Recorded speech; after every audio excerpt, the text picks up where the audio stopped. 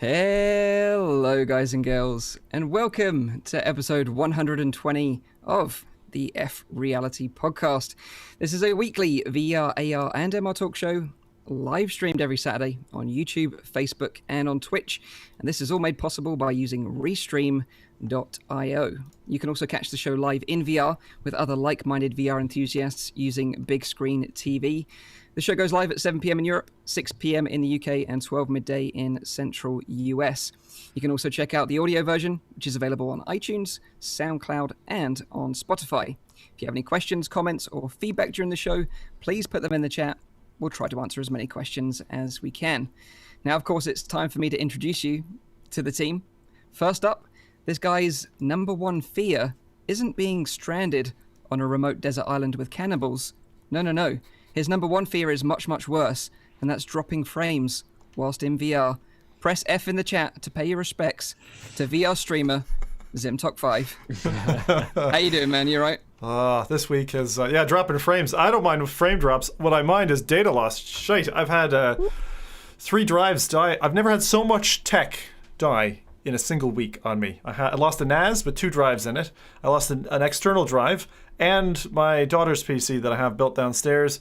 It takes about 5 minutes to boot for no reason, blinking on a little cursor. So this week has been just brilliant. And then yesterday, I was having fun with our friend Gamertag VR, and we were playing The Forest.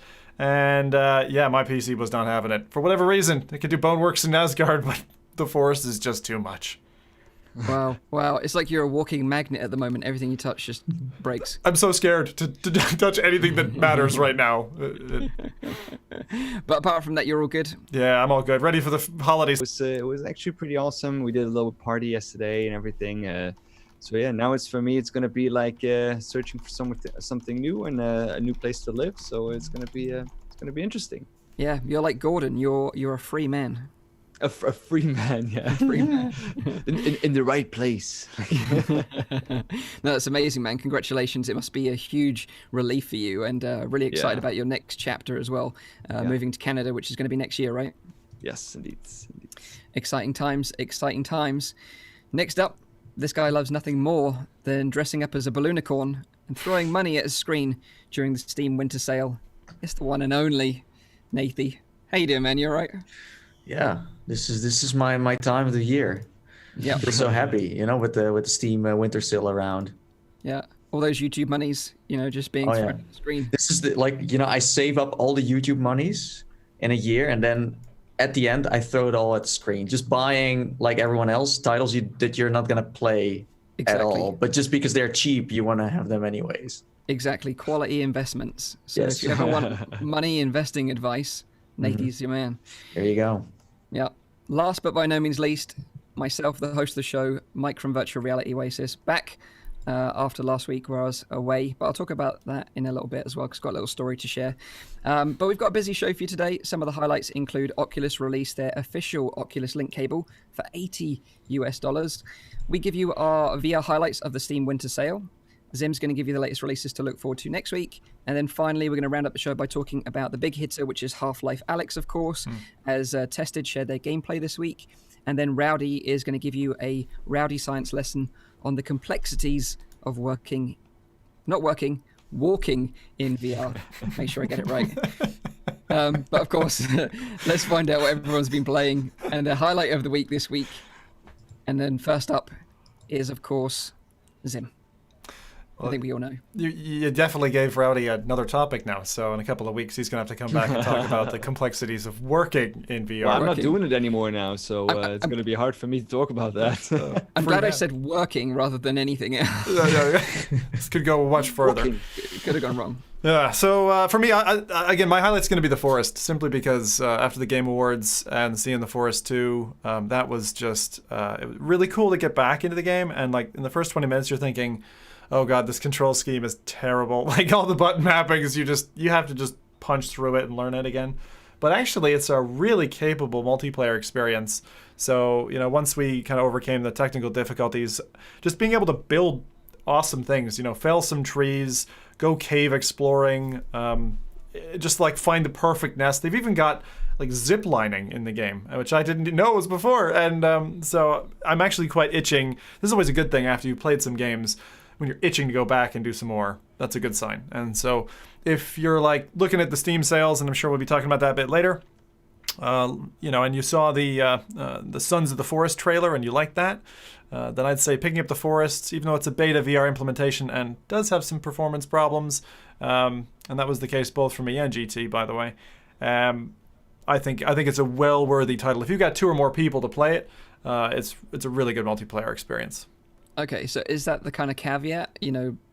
Maybe solo's not the best fun. And play with others. I just think that so the solo game is a bit more depressing. Whereas when you've at least got one buddy to help take down these islanders that are trying to sort of swarm you, even if it's an 8v2 fight, it still feels kind of fair because you got 2 humans. If it's just you versus 8 people, the kind of less perfected elements of the game stand out a little bit more. So for me, I'd say at least have a partner.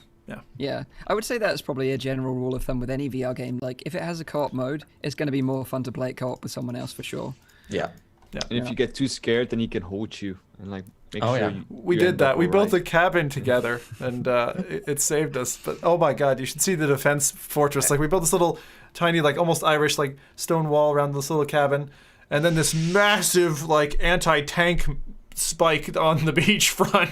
It was great. Anyway, that was loads of fun.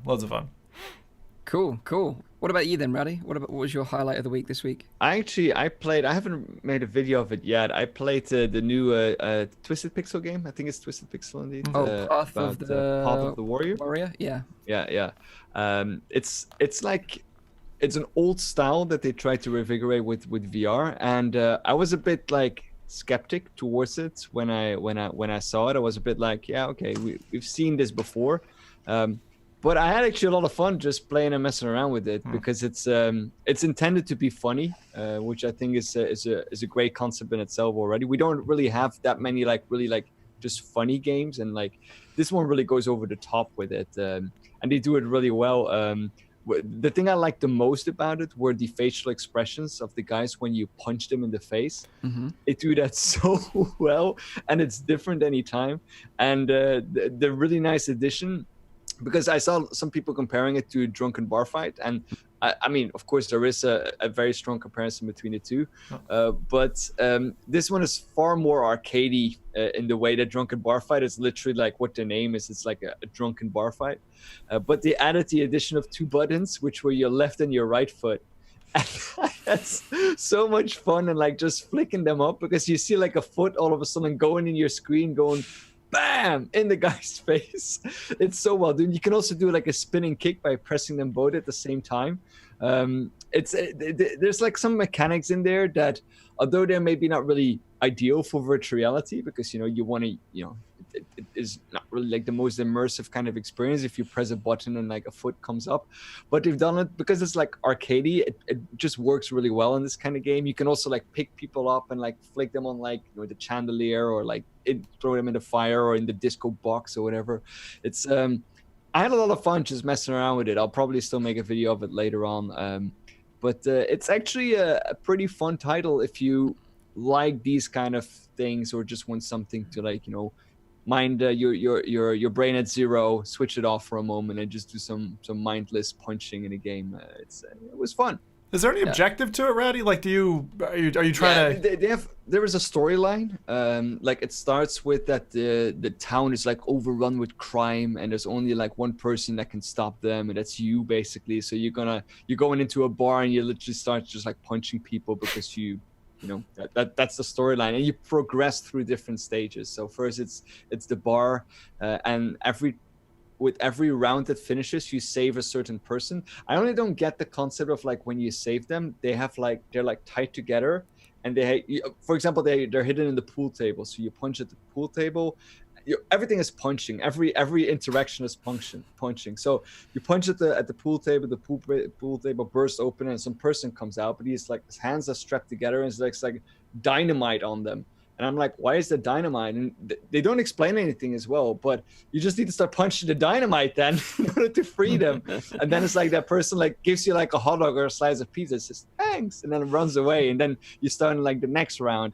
But the characters itself are pretty funny as well. They're very they have certain characteristics that are really well done, but they also sometimes have weapons, or they have certain like kind of like skills that they can use.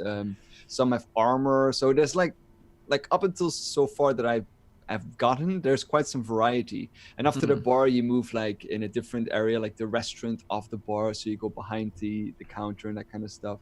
Then you go outside, you go on the streets, and that's kind of where I was now. I don't know how many levels there are. Maybe, I don't know if someone else. I think there are 5 or 6. Yeah, something like that. So like I played like maybe just 5 minutes of it just to quickly test it out. But I think like Pixelrip 1995, it does a good job of giving you that dose of nostalgia. You know, like if you played these games as a kid, you know, like Streets of Rage, that kind of thing, then you'll twig with this like straight away, you know. And that's what I liked about it. So I'm looking forward to trying it some more, but it's only available on the Quest right now, right? No, I played it on Rift S. Oh, you played it on Rift S? Okay. Yeah. Okay. I didn't realize it was on both platforms now. Yep. Nowadays, you're playing more Quest titles on your Rift S than the other way around. So I know. It's so get used to it. So confusing. No, that's an awesome suggestion there, Rowdy. What about you then, Nathie? What have you been playing this week? Yeah, so let's first dive into the chat. Sure. We have Rift S Fun, who played Asgard's Wrath. Yes. It's like Zim. How far are you in Asgard's? Yeah, 4 hours maybe. We got a long way to go. Not that far then, because I know. Have you already finished the tutorial then? Because I know that you take your time with these kind of things. Yeah, right? I take my time. That's more a skill barrier than a choice on my side. But yeah, I don't think I'm necessarily out of that. I just got my 3rd buddy. Yeah. So I won't say anything more. So I recently went back to it actually, and I wanted to beat the boss because I asked Rowdy, like, how do I beat this guy? Because he's like kicking my ass, and he finally told me. So I went back and did it, and it took me a long time to do it because he's a hard boss, I think. But once you learn the patterns, you kind of get used to it a little bit. But I had to knock the difficulty out. Wait, is it the big boss at the end, or is it the double-headed boss? Yeah, double-headed. Oh, okay. Yeah. And then I finally did it, and I recorded it just for a clip in a video. But then I looked at my recording afterwards, and I had like the Oculus overlay over the screen. And I was like, "What a noob! What a noob thing!" Classic, Mike. Yeah. Classic. So yeah, we have more. We have more. We have Mr. 1267 who played Boneworks, Pavlov, and he's working on his own VR horror shooter. Ooh, spooky. And then we have Megan, also known as the Owl, who played Pistol Whip. Gamer Bandit jumped into. It should be Super Hot, but it says Supper Hot. It's a different game. You have to, I like my Supper Hot. Oh, it's a new one. Oh, you have to it's a DLC. Your mum feeding you. I see. You have to avoid the spoon. Yeah. That makes sense. Then we have Carlos, who played Doom in VR, Beat Saber, 90 Degrees Levels, and Until You Fall. And last but not least, our favorite man of the show, or one of the, Dave the Psycho. He played a lot: Stormland, Vacation Simulator, Path of the Warrior, Radial G, and Star Trek. And Super Thought. That's a different version again. Yeah. So yeah, that's what the chat played. I didn't play that much, to be honest. I'm actually preparing to go to Italy next week to celebrate Christmas, but to kind of get into the Star Wars mood because the new movie just came out.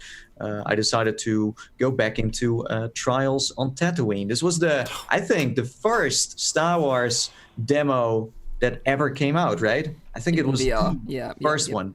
Awesome. And in this experience, it's quite short. It takes like, I don't know, 10 minutes to finish. But in this experience, you arrive on the planet Tatooine, and you have to fix the Millennium Falcon. And that's about it. That's all you really have to do. I'm not gonna spoiler the rest because otherwise it's that short that I can't even say more than that. But it's great to still be able to play those even after 3 years because it came out in 2016. I did a double check on it. It's free, by the way, on Steam. You can play it on the Valve Index, on the Rift, on Windows MR headsets, everything. And I dove in with the Quest through Oculus Link. It's so nice to be able to revive certain titles by playing it on the Quest. You have a reason to return, basically. Mm-hmm. So, yeah, that's what I did. So I can totally recommend Trials on Tatooine if you have never jumped in before. It's short and sweet and free, so why not? And if you're in this kind of Star Wars vibe, you recently played the Droid Repair Bay on the Quest as well, right? Yeah, I spoke about that in the last show. Oh, okay. Yeah. So that one is also free, by the way. So if you want to be a mechanic, an astro mechanic, and want to repair droids, then yeah, that's also something you can do. But it's a fun one, and you can just see how much VR has evolved. Where if you play it, you're like, this is kind of old school now compared to Vader Immortal, for example. So you can see how time flies and how much better stuff has become, and then you appreciate things more too. So it's sometimes good to go back into old stuff and be like, maybe I should not complain too much about newer things that just dropped. They should definitely make a VR version of The Mandalorian where you get to cradle Baby Yoda. That'd be so. Well, I have good news for you. You can play as Baby Yoda in VR chat nowadays. I've seen some videos where they do funny stuff. So, wow, must play. The kind of stuff that they do with Baby Yoda and VR chat is not the stuff that I want to know. I think. Sorry. So let me tell you my little Christmas story because as you probably know, last week I was on the show. And thankfully, Zim was holding the fort for me. Did a great job, by the way. Thank you very much.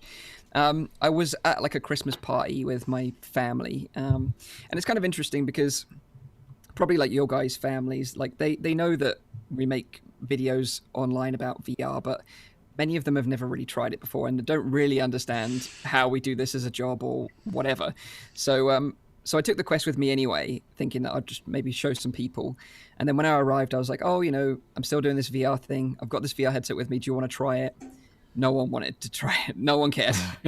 So I was like, okay, no worries. Wait till after dinner. And then after dinner, there was some older sort of kids around, maybe sort of like 10 or 12. And I said, like, I've got this VR headset. Do you want to check it out? And they were like, immediately knew what I was talking about. So they've clearly seen like bigger like YouTube channels play VR before, and they were super excited, and they were like, "This is amazing! I can't wait to try it." And they were. And did they name any games as well, or was that something they said like, "Do you have this or do you have that?" So of course they mentioned VR chat, and they also mentioned Beat Saber, and I said, I've got a Beat Saber on there.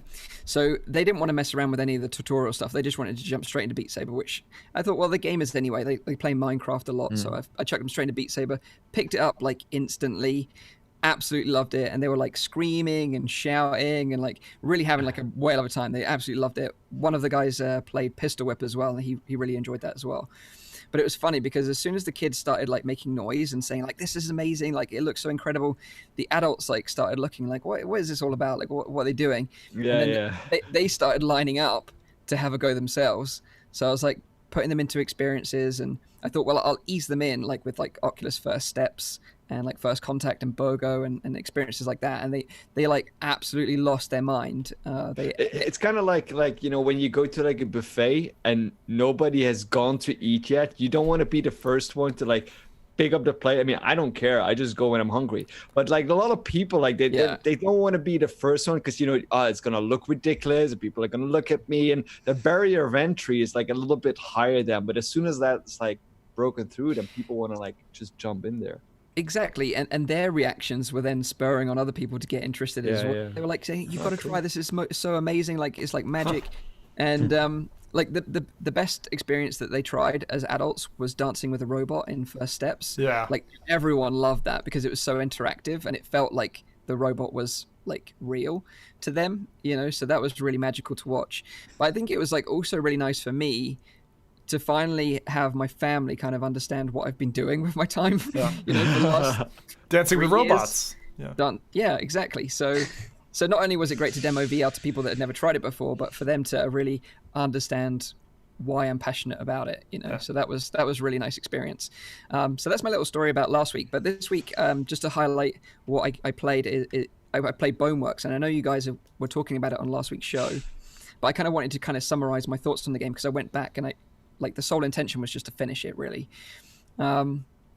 Because I know a lot of people out there probably caught my live stream, and if you watch the live stream, you'll see that I got quite frustrated in a lot of the parts because there's some tricky puzzles earlier on in that game. I need to ask you something, Mike, because when I was streaming it, people were like, "Oh, let's see if he fares better than Mike. Mike had problems with the keys and blah blah blah blah blah." And I was like, "What the hell? This sounds like Mike had a real rough time." Because like 6 different people were saying it, and I was like, "Okay, yeah. What's the story?" So the key thing, I just didn't smash the box, so I didn't know the key was in there. Oh. And at that point, I think I'd been playing for an hour, and we're still playing the tutorial, and I just want to get into the action. So I'm like, do you know what? I don't give a crap if there's any more tutorial to play. I just want to get into the action and see what the game's all about. Because for me, it was getting boring. Obviously, for them, they just wanted to know all about the lore. They wanted me to look at every single detail. I was wasn't interested in that. I was like, if you don't want me to play the game, you want to play it, then don't watch me play it, basically. That was kind of my thought process. But anyway, so I had a frustrating time with some of the puzzles early on.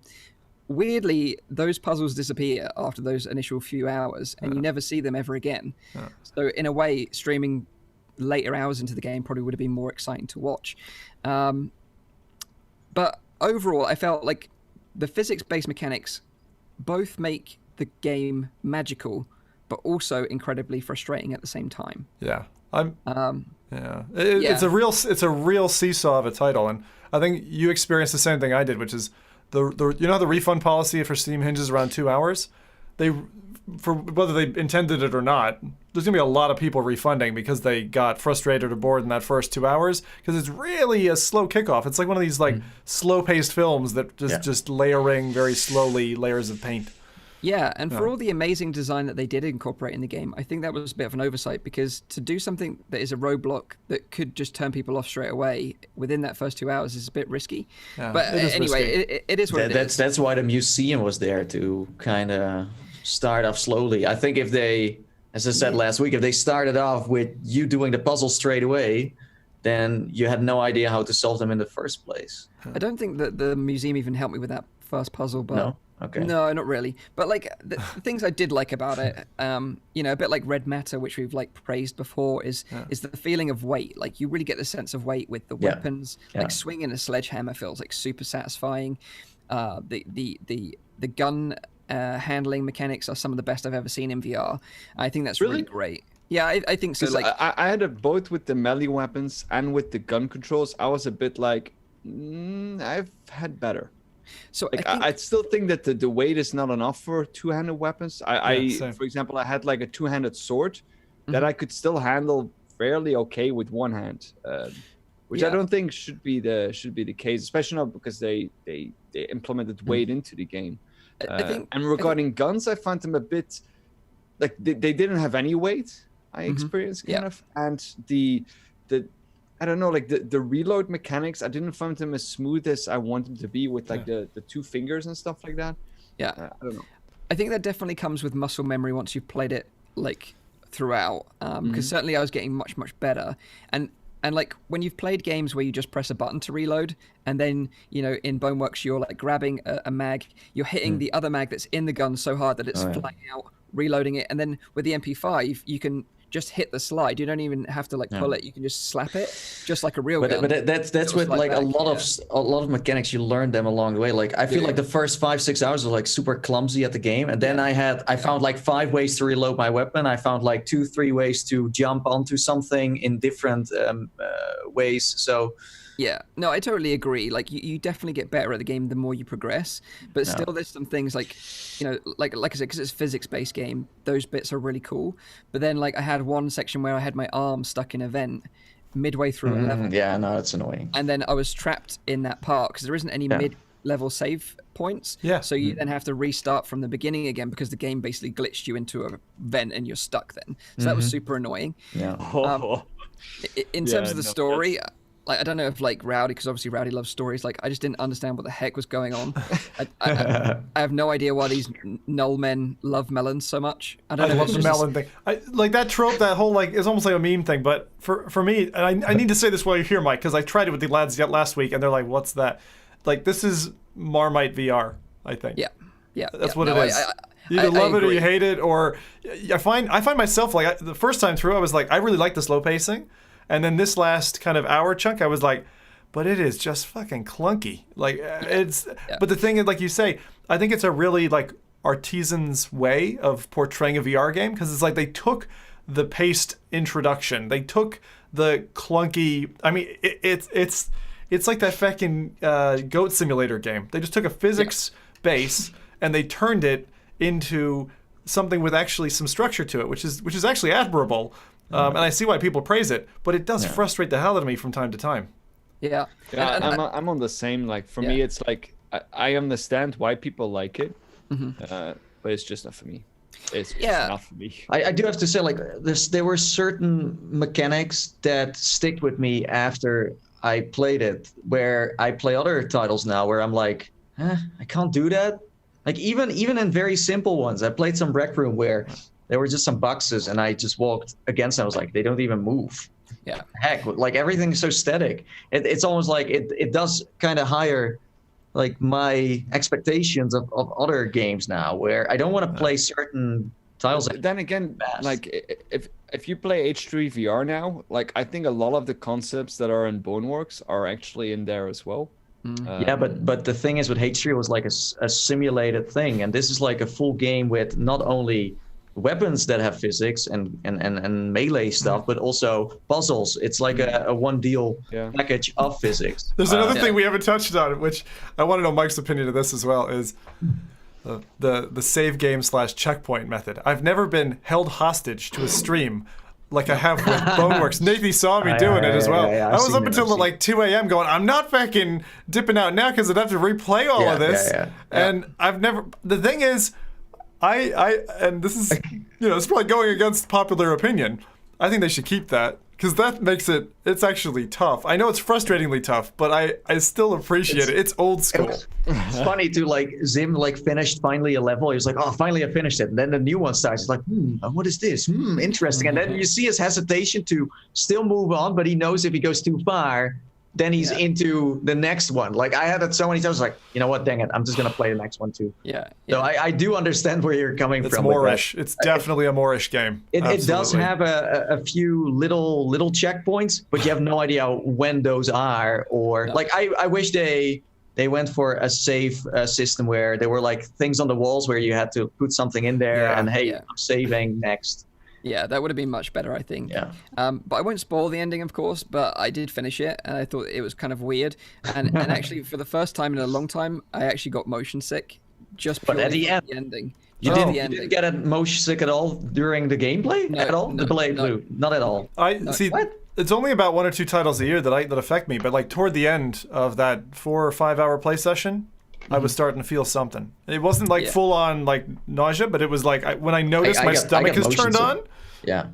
You got motion sick proper, right, Nathan? I got motion sick a couple of times, but I after playing it more and more, I started to get used to it. It's like, going to the next level of, hey, what can you handle? What is it though? I just don't understand. Like, for me, it's the movement. It's definitely the movement. Like I had this with more titles. If I move too fast, then I start to really also seeing your body. seeing your body, like seeing the wrong I'm body. I'm sure of that is also what is causing it, because your body is moving in like a different way that you're used to. You're looking down, you don't see your own body. Your brain goes like, something is definitely wrong here, and that could trigger your motion sickness. That's an interesting, the idea. one that really threw me off, I don't know if that's already fixed, because that's just clearly a bug in the game, is the climbing mechanics. Yeah, I was going to ask you. I was like, whenever I climb, my head just goes like, like it's not attached to my body anymore. It's like flinging around, like that's exactly it. And like, because the head bobs when you climb, and you have no control over it. And I won't spoil anything, but it made me motion sick at the end a lot. I love this. We could literally have done a podcast just on this topic, and chat has been going nuts over this as well with their opinions. This is great. I'd love to have this in VR, but we should probably move on to our highlights now. Just to summarize something else just quickly, is that I'm sure there's loads more Easter eggs, more story to find out, but I just wanted to know what happened at the end.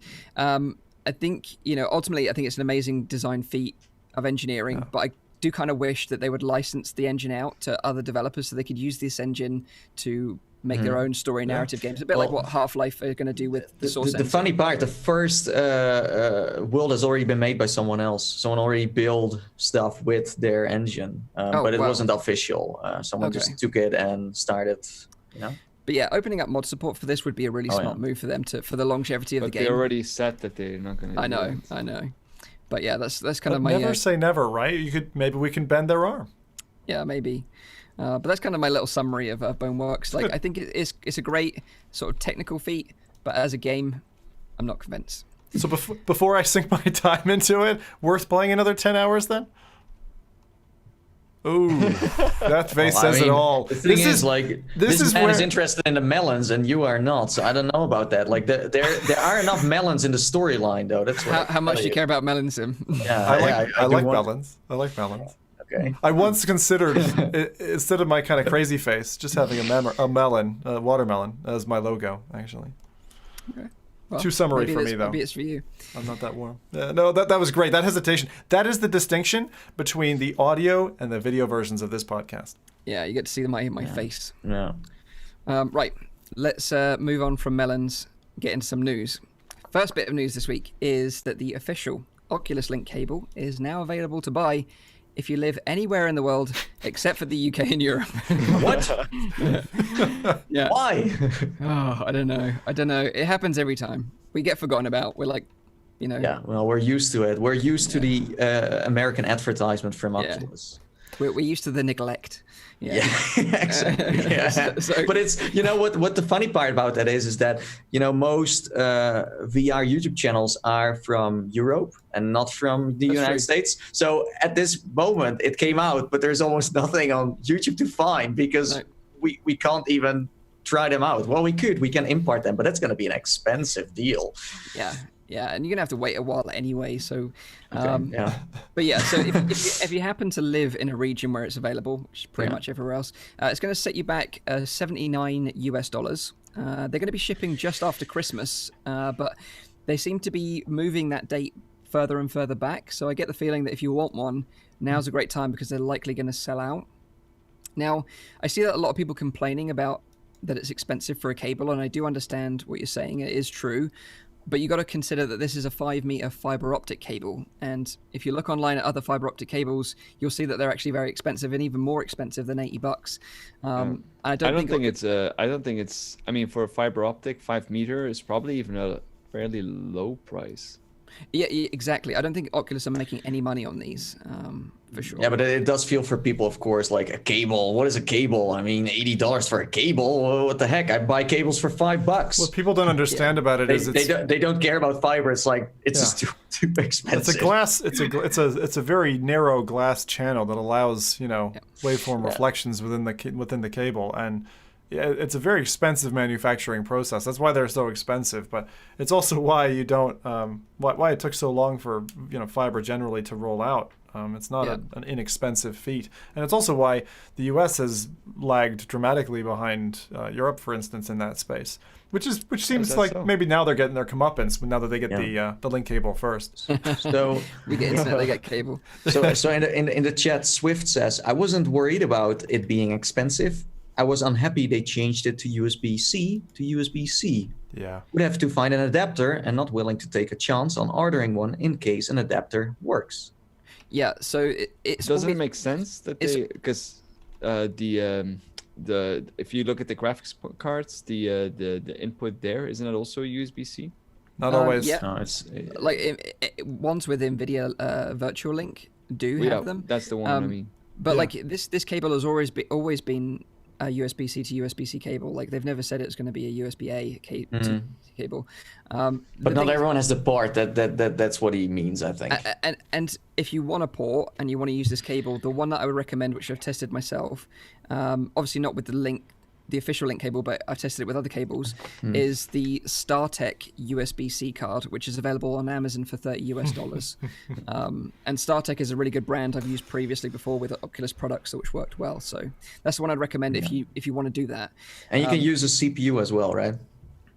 Or you can just plug it into your motherboard if your motherboard supports it. I mean, motherboard, Yeah, absolutely. But like Zim mentioned, it's a fiber optic cable, so it should provide the best experience possible due to like reduced latency, better transfer data speeds, and also it's much more lightweight, which might help as well. But will it be, better than the Anchor cable with an extension cable, which is also 5 meters? It's difficult to say, obviously, right now because we haven't been able to test it ourselves side by side. But what I experienced so far with like my Amazon Basics cable, I had a fun time. It's just that what I'm looking forward to with the fiber cable is that it's not so thick and that it can like turn better with my play style, because I'm someone, I don't snap turn. I just 360 play the game. Well. So with the cable I have, I can already see that it starts to, dislike what I'm doing, and then you need to untangle it. But after a while, it's kind of screwed up. And this one seems to be more used to, Yeah. The only thing that I'm concerned about is that it's not clear whether there's a clip included in the box to like attach the cable to the back of the head strap. It should be. It should be, because if you don't, then it's going to just strangely hang on the side. And we have seen it on Oculus Connect. They had one. We have, yeah. They did. But this is the thing. So Nathan talks about the turning radius. Actually, a fiber optic cable, unlike many other cable types, is one of the least flexible from a turning point. You can't, because it's a glass channel. And if you have the outside of the cable not protecting the glass on the inside, and you bend it enough, I'm not talking about the glass necessarily breaking, but the reflection and how the data gets from one end to the other stops working. It's a scientific boundary. But and that's the reason that what you usually see with these kinds of cables is they won't bend as tightly, and then they probably won't wrap up as much. So you'll probably still get that effect. But I want to clarify for people that it's not that they've like surrounded it in like gummy rubber or something, and so it's like more resistant. But it cannot do a kind of 180-degree turn like a copper cable can. Yeah, that's true. But like I say, that no one's confirmed that this clip is included in the box or not yet, because we haven't seen any unboxing videos. But it's weird because on the advert it doesn't show the clip; it just shows the cable going straight down. So I really hope that they do. But it's like it doesn't, like, it's kind of dangerous to play games with the Quest that way, because I've done it before. I stepped on my cable and then I pulled it out of the headset. Yeah, but could that also be exactly the reason what Zim is saying, that because the cable is a little bit more firm, that it's going to be harder in order to get it around? Yeah, but the thing is, we have seen it at Oculus Connect, and they showed it to the press that way. Exactly. Like it's the clip. Maybe they changed it. Maybe with the clip. There was a clip there. But, so hang on, the angle, it's 90 degrees. It's a 90-degree out from the side of the headset, right? That's what I remember seeing. No, yeah. So, but you can do it straight up, and I actually think that's a better way, because you go straight up and then around the back of the head strap and then down.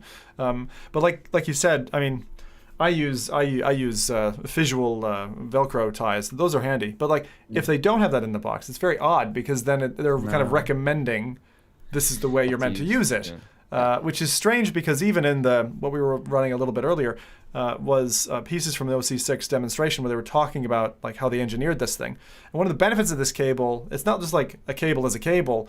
The point about if you're trying to transmit data efficiently, there's a concept of kind of compressing it on one side and decompressing it on the other.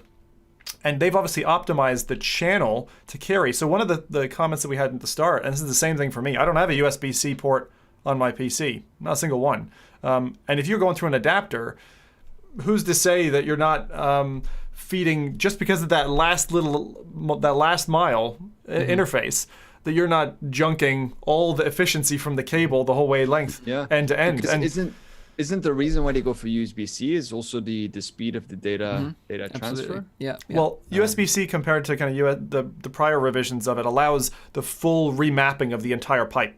So none of it is fixed. You're able, if you want to send only audio, you can do that. You can send only video down it. And so it's kind of like the first USB-C revision that allows the usage of it to be totally controlled by essentially software. Like, I think that there is going to be a discernible difference. I haven't played with it yet, but with the actual Oculus cable, I'm definitely expecting it to be a noticeable difference in terms of, like, what I think I've heard seen on a few videos, like dithering and things like that, in terms of black areas. The compression side, right, should perform better with that. For $80, you should have high expectations. At least if your system is able, because your system is also a part of how well or how smooth it runs. There are people who are going to buy Oculus Link or the cable in this case, and their computer just doesn't handle it because it's intense. It can be very intense. Like playing, for example, Boneworks on the Quest is a total different story than playing an Oculus title from 2 years ago. So absolutely. And also, like, while we're talking about performance, there is actually some ways to increase the performance using the current cables available, like third-party cables. Volga Aksoy, who's a coder from Oculus, posted on the official Oculus forums some tweaks that you can apply in the Oculus debug tool, which is part of the suite of tools available on the desktop Oculus app, which allows you to increase the resolution of your Quest when connected to a PC, so everything looks a little bit sharper. And in my testing, it's very difficult to notice, I think, because we are limited potentially to the cable right now. But it did just sharpen up things that are in the distance particularly. So when, like, using a scope in Stormland, everything just a little bit clearer in the distance. But I think, like you say, the major advantages of using these settings will come with the official cable when we finally arrives here in the UK and Europe. It's really interesting because like the price, you're really paying for the medium. You're paying for the medium of transfer, and that's just expensive. It's like going for an HDMI cable. Well, you pay for making your headset a PC VR headset. So for $80. But honestly, for me, like paying the money, right? You pay the money for the confidence. Like all the other cables out there, the configurations have not. You don't know that they're going to work. You buy this cable, you know it's going to work, and there's been a lot of heartache out there because of that. But I think the problem here is, like, from people in my situation who don't have a USB-C port to connect to, you got to get an expansion card to USB-C, like you said, StarTech or something like that, or some other, or just upgrade your graphics card. Expensive way to do it, but you need that USB-C port. There you go. Yeah, and although, like, the third-party cables worked with NVIDIA Virtual Link, there's nothing to say that the official cable will. So that's why, you know, it's a bit crazy that we haven't been able to test this properly yet. And like Oculus doesn't want to go too deep into recommendations next to what they already offer, because then they are becoming a part of the problem where people say like, yeah, and then I bought this thing and that, and then it doesn't even work together. It's like they're trying to kind of stay away from that because they don't want to be responsible for that. It's still tricky. So that is Oculus Link, the official cable. We'll keep you posted, obviously, when we hear that it's coming to Europe and the UK. 84 years!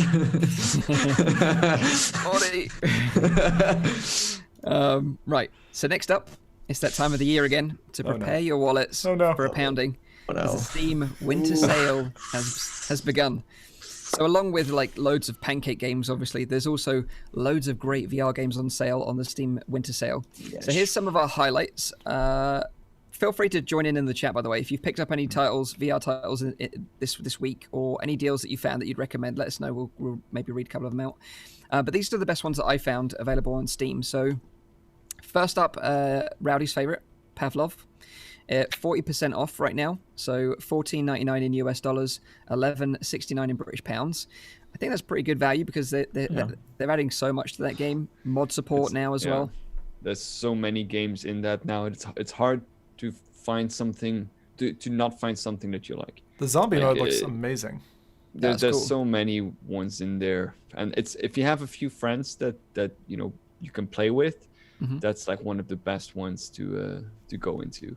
It's kind of like the VR version of Counter-Strike, and the VR version of some TTT, and the VR version of like so many other regular games. And I usually do, like on Fridays, like a couple of friends come together and we play like some Counter-Strike together.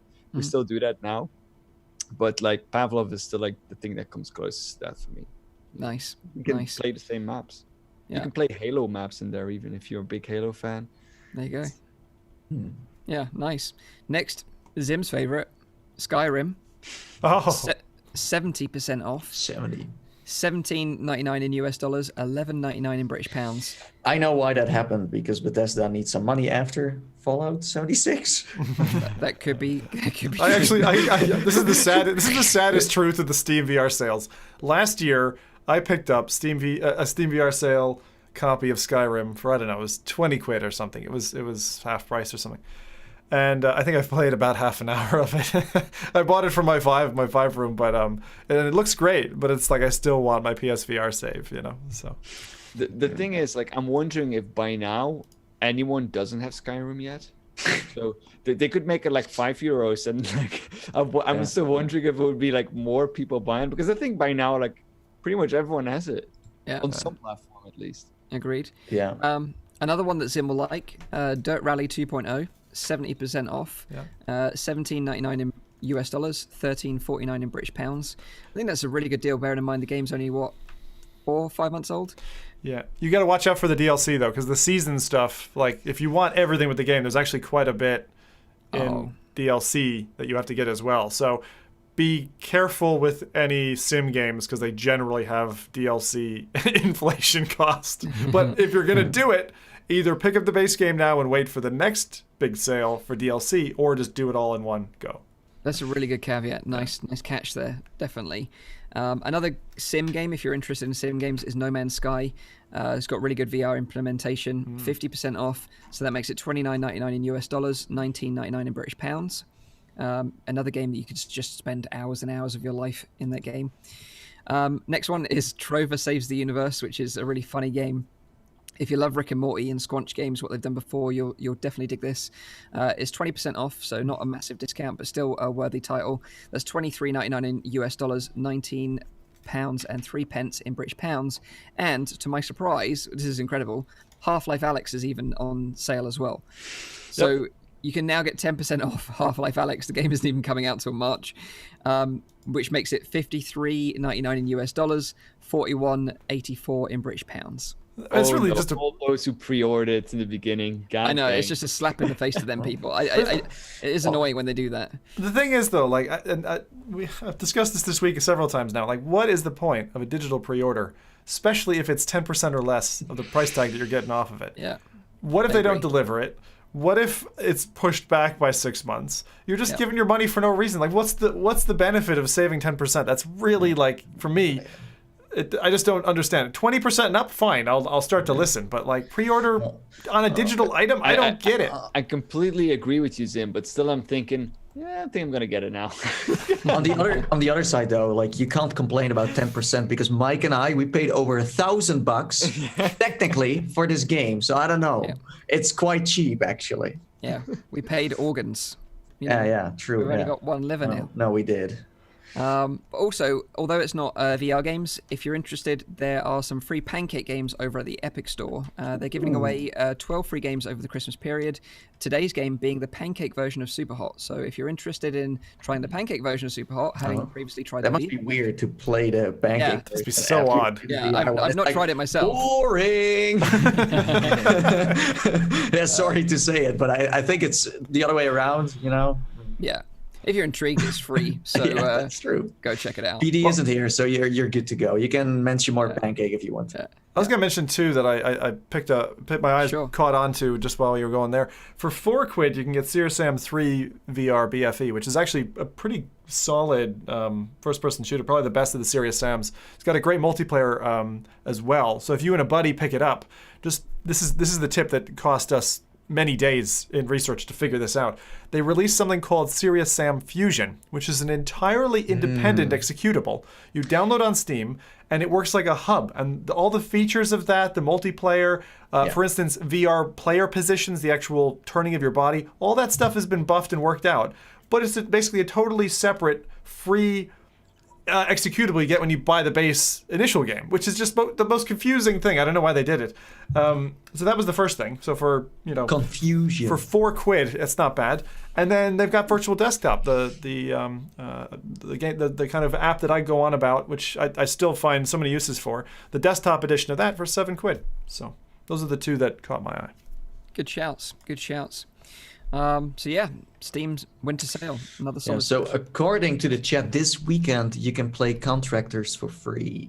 Oh, yes, that's a lot of fun as well. Yeah. I heard as well. Race Room is open to be able to play. I think JD Max said it a bit earlier as well, which is a car game that anyway, it's very pretty. It is VR supported, so I'll be trying that. Nice.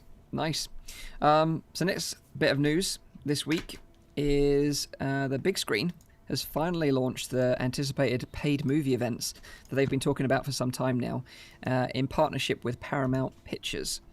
So now in big screen, alongside user-hosted rooms, you can now buy tickets for official movie showings, which occur every 30 minutes throughout the day, some of which are in 3D. And if you've not tried any 3D content in VR before, I would definitely recommend checking out like a 3D trailer or something like that, just to get your sort of feet wet. But it is incredible. Like 3D in VR or 3D movie content or trailer content in VR looks way better than you've ever seen in a cinema or on a 3D TV before. Yeah. Like it's so much better in VR. It is. So I'd highly recommend it. But now, of course, you can meet up with friends across the world, go watch a movie together.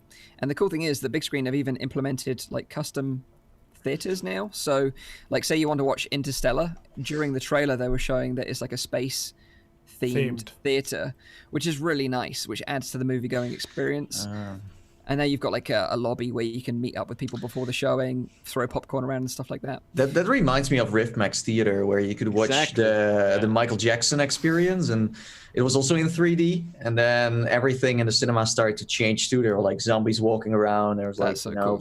like smoke effects and things like that. Super awesome. And also one where you were going on the water, and then the whole thing started to flood with water, and this octopus started to, swim around. Yeah, it's cool.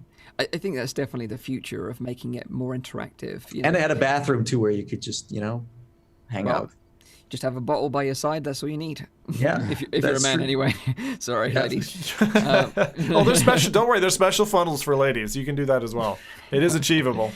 You learn something new every day. Yeah. I forget what it's called, but yeah, it's mountaineering equipment. Nice. So tickets for these movies are $3.99 in US dollars, $3.49 in British pounds, which I think is pretty much the average price of an online movie rental nowadays. So it's pretty good, I think. The movies that are on right now are Star Trek Into Darkness, which is a 3D movie, Terminator Genesis, also a 3D movie, Interstellar, and I Love You Man. They're the 4 movies on right now. So isn't it better to have a subscription instead of paying for just one movie? Because I know rental is still a thing, but on the other side, it's quite old school. It's an interesting concept for sure, because some cinemas do that, like an infinite pass. You pay a monthly fee and you can see as many movies as you want. Yeah. Maybe that's a good suggestion for big screen to consider in the future for sure. Yeah. I just have one question. Do they have a cinema where they have like those carports, where you could just sit in a car and watch like like a drive-in movie theater? They should do that. So the ideas here, just to summarize, right? Bring back the 1960s and let us do a drive-in movie scene. Exactly. Allow the millennials to have their subscription because they don't want to be paying nickel and dime. And for old Zim, if you're for the rentals, right? I'm busy, dude. Fucking 48 hours is not long enough. At least make that 72 on the rentals, please. Oh, and we have a question from the chat as well from Ananuk. Do they have subtitles? Good question. I don't know, actually. It's a really good question. Yeah. All I know is that starting from the 27th to the 3rd of January, they've got another 4 movies. That's going to be Star Trek Beyond in 3D, Top Gun in 3D, which was very popular the first time round as they offered it as a free movie event to sort of kick this whole thing off. Terminator 2 Judgment Day, which is a classic. And Cloverfield. So they have a deal with Paramount, you said, right?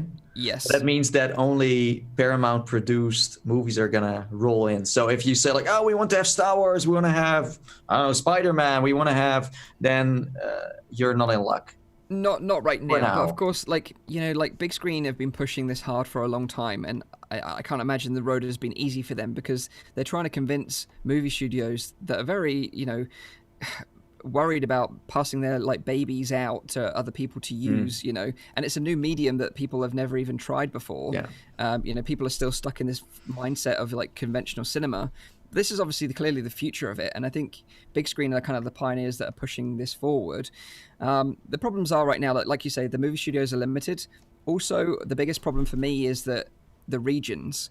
So right now, most of the movies that I just mentioned, you can watch them in the US, Canada, Germany, France, Spain, Sweden, the Netherlands, Australia, and Japan, but not the UK. What? Seriously, not the UK. Yep. So the only movies that I mentioned that you can watch in the UK are I Love You Man, which isn't 3D, and Cloverfield, which isn't 3D. So why the Netherlands then compared to the UK? I don't know. I have no idea. That's lost, like Brexit. No, but it's not in Belgium either. So that's true. Too small. Same thing. I don't know. So, we have been very lucky, let's say it like that. I was also the first one to try Disney Plus. We were the only country that could try Disney Plus for like 2-3 months for free. It makes me angry. It does. Yeah.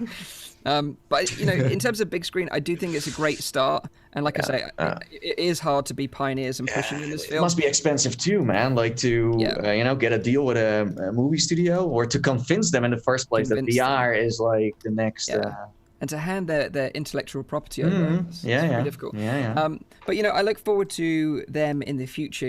Like making it more so like the worldwide audience can join in the cinema. Like say after this show, we could all go and see like more recent movies as well. Like if we said, after the show we're all going to go on big screen, we're going to watch the new Star Wars movie together. The F.Reality community. If it's the newest stuff, I'm happy to pay. I'm happy to pay for that, because we have like an F.Reality mobile bus, and we can all go to the drive-in together. Sit on an F.Reality mobile bus, like the A-Team, or Nate brings his Tesla. I don't know. Cybertruck. I just want to know how much. I mean, how much are they paying Mike to plug Star Wars 17 times a podcast?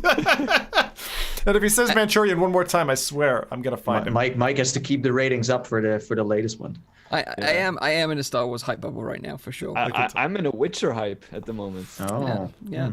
That's been getting some good reviews actually. Yeah. Compared to Star Wars, you mean? I'm really confused. So I thought I just saw on Netflix The Witcher. Am I wrong? That's right. Yeah, that's right. That's what Rowdy released yesterday. Yeah. So we don't have it on big screen yet. But wait, it was in cinema before then? No. Oh, it's a Netflix exclusive. Oh, it's a Netflix exclusive. Oh, right. I better check it out. So that's a thing too. It's not a movie. It's a series. So yeah, that is the update to big screen. Paid movie events are now available. Also, it's worth noting that big screen is coming to PSVR in 2020. So that's going to be interesting. I thought it was already on PSVR. That's huge for them. So it'll be interesting whether they decide to be on like the original platform, or maybe they're pushing to be on like the second generation. Who knows? It's going to be a late one then. I got a quick poll. Would you guys go and rent a film and watch it? Would you use this? I think I would for certain 3D movies. Like I personally would be excited to go and see some of these 3D movies. Like Star Trek Into Darkness, I'd like to go and check that out. And I'd like to watch Top Gun in 3D as well. But like I said, because of the limitations of my region, I can't, which is a bit of a shame. Yeah, I'm kind of like you in that the 3D is the turning point. It's you're like, okay, would I watch a full-length feature film in my own in big screen? I'd probably rather today do that on my television, but if it's 3D, you can't do that there. So I think there's two reasons for me. One of them would indeed be the 3D aspect. That's one of them, and the second one would indeed be like if I could manage to convince like a couple of friends to go and watch, even if it's like an old movie or like a nostalgia movie, to go and watch something like that together in a very special kind of theater, that would also be something that could really draw me in. Yeah, for me, like I always think about like, maybe rounding up the F.Reality community or like your own personal communities, Discord channels, and say, let's go and have a movie night together. And that's kind of a fun thing to do. But then it's the experience that you're paying for, because you're not going to just watch the movie. You're probably going to like meet up in the lobby. You're going to mess around a little bit in there. Then everyone is going to go and see the movie. It becomes much more of like an experience rather than just like, okay, the movie is just an aspect. At least you don't have to worry about the extortionate costs of popcorn, because you know when you go to I a do cinema, hope that they show intermissions then at a certain point, because that would just make it even better. Like all of a sudden, like, you know, the most exciting part, like the movie like stops and you get like commercial in between or something. I would find that hilarious if that would happen. Ads are definitely possible. Yeah, that's true. And also, like, I know we're dragging on a bit, but I've got to share the story. So, like, my wife bought tickets to go and see the ballet, like the Nutcracker, in our local cinema. It was like a pre-recorded version of the 2016 version of the London ballet of the Nutcracker. Yep. And of course, because like it's a ballet, it was more expensive and it attracted like an older crowd. Anyway, someone in the theater had like a Nokia 3310 that was like the message tone was going off like the whole time. Like I lost my mind. Like I actually 3310. We're talking like 10 years old phone. Yeah, so it was like beep, beep, beep, beep, beep, beep, beep. And it was like the ballet, it's like there's no words, it's just music, and it was like super quiet. So this phone noise was driving me insane. 20 minutes in, it's still going. Like every 2 or 3 minutes, it's going off. So I literally lose my mind. I stand up and I literally shout, "Whoever's phone that is in the cinema, turn it off. It's driving us all nuts." Like, because I can see everyone reacting to it when it's going off. No one says anything. I then go and like look around, start like poking around, going up to people saying, "Turn your phone off." And my wife was like, "Oh, hats off for you for going up," but couldn't find the person. Then in the intermission in the middle, like the steward comes in and says, "Oh, there's been a mix up with seats and stuff. Really sorry. If you need a refund, come back to me and complain." It was super quiet, and I just stood up again and said, "Look, whoever's phone that is, just turn it off." I thought everyone got the message at that point because it didn't go off during the interval. And then as soon as it starts again, it starts going off again. And that was it. I literally lost my mind. I don't get angry very often, but me and my wife just literally walked out and we just couldn't watch the end of the ballet. It was just so disappointing. We never found out who was it maybe could it have been that it was actually recorded into the ballet itself? Maybe. Like, I have no idea. He's like searching for something that was just a digital sound. Yeah. What I want is the video of Mike telling people off. I want to see that. It's like the calmest man in the room is actually the one that just gets completely. He's gonna be on YouTube like that Christian Bale guy when he freaked out. It's like, "Oh, it's that guy from FReality Oasis. Look at him. Like he's not as nice as he looks." Oh, look it's at always the ex-cops, you know. Like look at him. He's strangling that old woman over there. Yeah. Exactly. Turn off your phone. I thought you were gonna say it was the fella who was like, you know, they're sweeping up or whatever, you know. But a 3310 was probably a pensioner. Yeah, and the thing is, like in my mind, I was thinking they just can't hear it because they're so deaf. Anyway, so that's story. We actually had to 86 the Mad Hatter saying it was Mike's phone all along, but people were too scared of him to tell him. What a plot twist! Damn. Yeah. That's my life. So yeah, thankfully that didn't happen when I went to see Star Wars though. I would have genuinely killed someone, I think. Right. Let's get to Anyway, news. We are dragging on. Final bit of news. Right. SideQuest just had a big update this week. If you're not familiar with what SideQuest is, it's a free application you can download on your PC that allows you to sideload apps and games onto your Oculus Quest, which aren't officially supported by Oculus. And this has kind of been like a really cool way to experience like experimental content or stuff that hasn't been approved by Oculus for the official Oculus store, and it's kind of appeared on SideQuest, so you can check it out. One of my favorites is Crisis Brigade, and it's basically like a VR game that feels like Time Crisis in VR. It's really cool. It's really hard, but it's really cool. It's all above board, by the way. It's nothing like dodgy, like an illegal sharing site or anything like that. So you don't need to worry about that. It's basically just like a modern version of Oculus Share, which we've talked about before, where developers can just share tech demos and experimental ideas and concepts. So it's really cool. It's worth checking out. Go on. No, I was just gonna say I was playing around with this earlier today, and there's something caught my eye called CoPlay, which looked like really handy for when you've got a Go or a Quest to side. Has anyone toyed with that here? I'm just curious if anyone's used it because it looks super handy. Because like oftentimes I'd be handing a Go or a Quest to my kids and stuff, and you're like, okay, what are they seeing? And you can either cast to your phone, which is Oculus's native supported one, but like being able to launch apps like remotely looks really handy. And I just caught that caught my eye. So if anyone in chat's used that and can recommend it, please let us know your thoughts. I definitely think like the guys over at Virtual Umbrella that do like big events where they could like trigger like a movie or an app to start all at once. I think they would definitely find some value in this. Yeah. But yeah, in terms of the update, obviously the update's free. The app is free. It's got a brand new user interface, which is a bit cleaner now, I think. They also now allow remote installation of apps by using a browser on any device. So as long as your Quest is connected via ADB, and this could be via a wire or wireless connection, you can then trigger an installation remotely from your phone. You can even do it in the Quest itself, which is kind of interesting if you're using the browser. And then finally, Screen Copy has been integrated into SideQuest for Oculus Quest streaming to PC. So it basically mirrors the headset output on your PC. So if you're monitoring someone demoing a game, for example, you can talk them through the UI easily. And how well does that work in terms of like, like lag and frame rate and... Yeah, so of course there is latency involved, particularly because it's going to be wireless as well. And also it's worth noting that audio isn't included in the stream. So I wouldn't say it's a good method for creating content like we do with the Quest. But it's just good for demoing it to someone and talking through the UI with someone. Yeah. So something that I also noticed is that, and we spoke about this before, that you can now link your Oculus account to Facebook. So when I wanted to now add my friends to my list, it just told me you can't because you need to link your account first to Facebook. So if you don't do that, you lose certain features and makes it hard for you to socialize in that sense with your friends. You just lose access to a point. Yeah.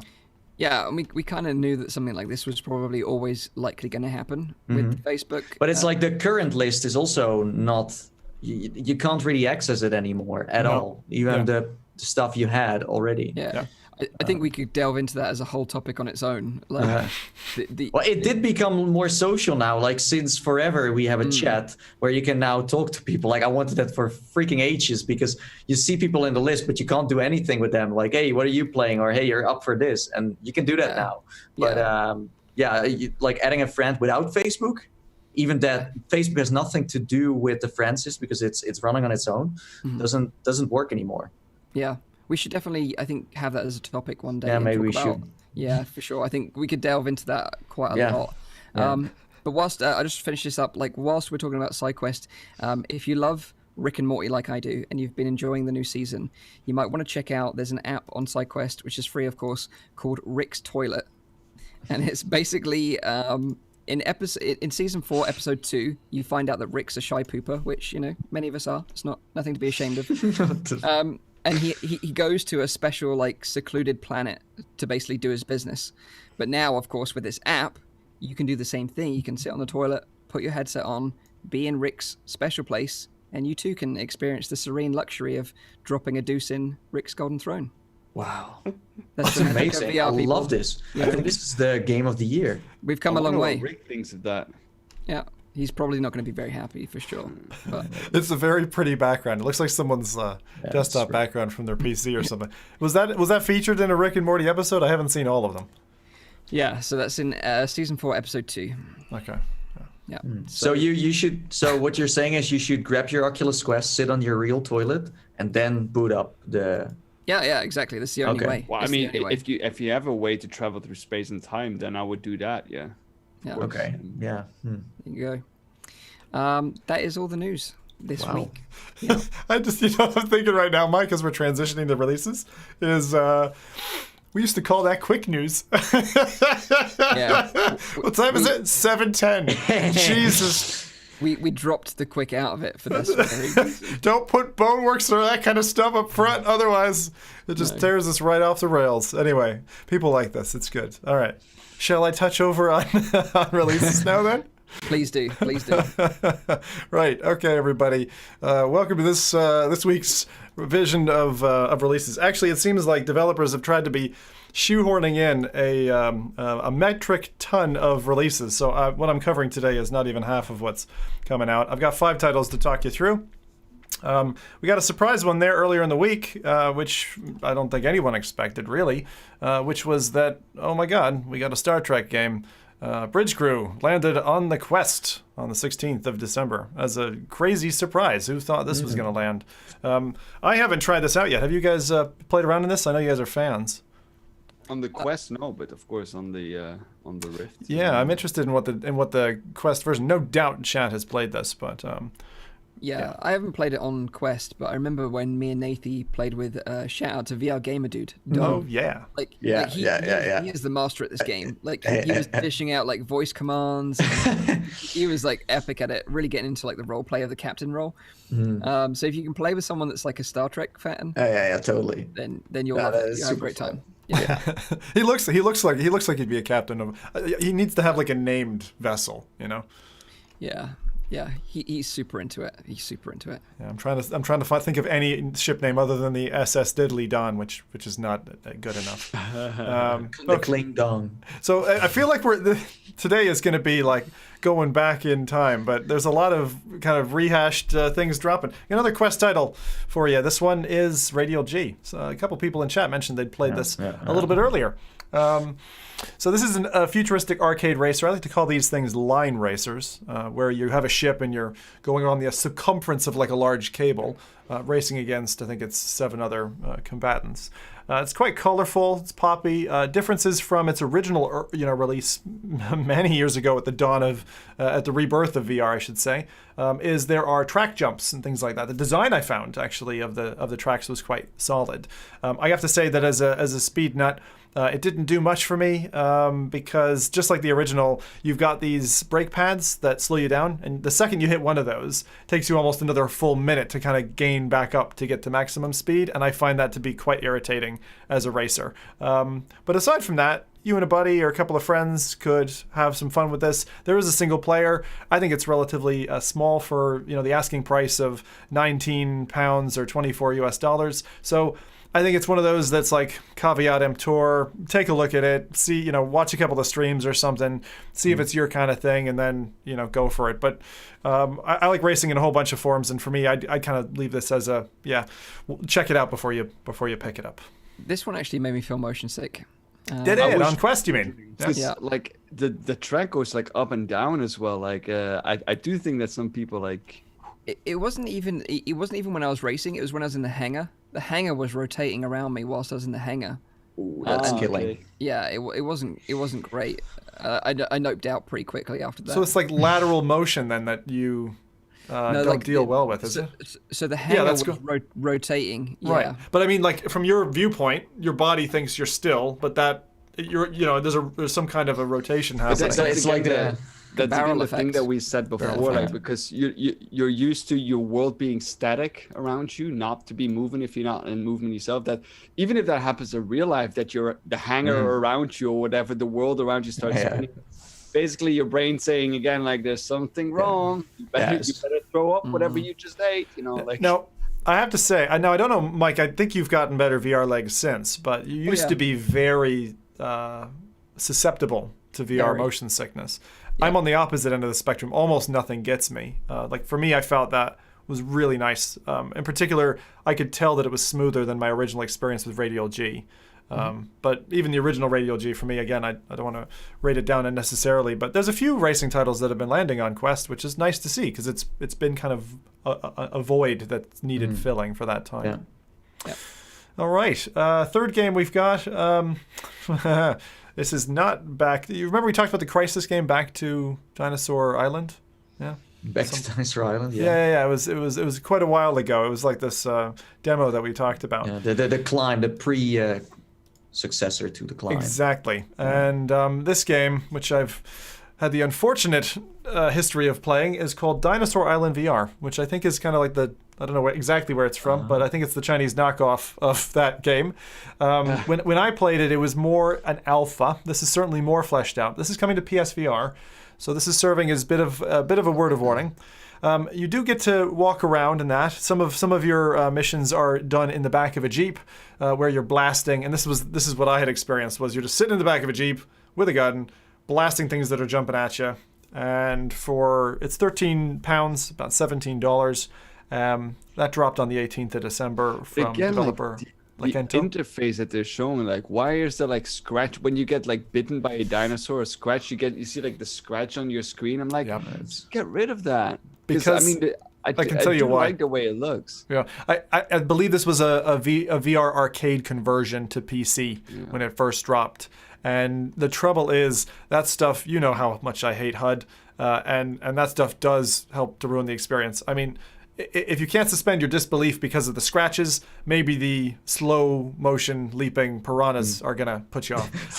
Like the trailer, like the I don't know who's like playing it, but the aim, it's like they're shooting next to the dinosaurs all the time. So anyway, yeah. So those are ones anyway. We do like to highlight on occasion, and the thing is, there can be some confusion because of the title. So that one specifically is a warning to our PSVR fans. It's probably not one that you're going to want to play. There's a lot better stuff on PSVR to spend your money on. All right.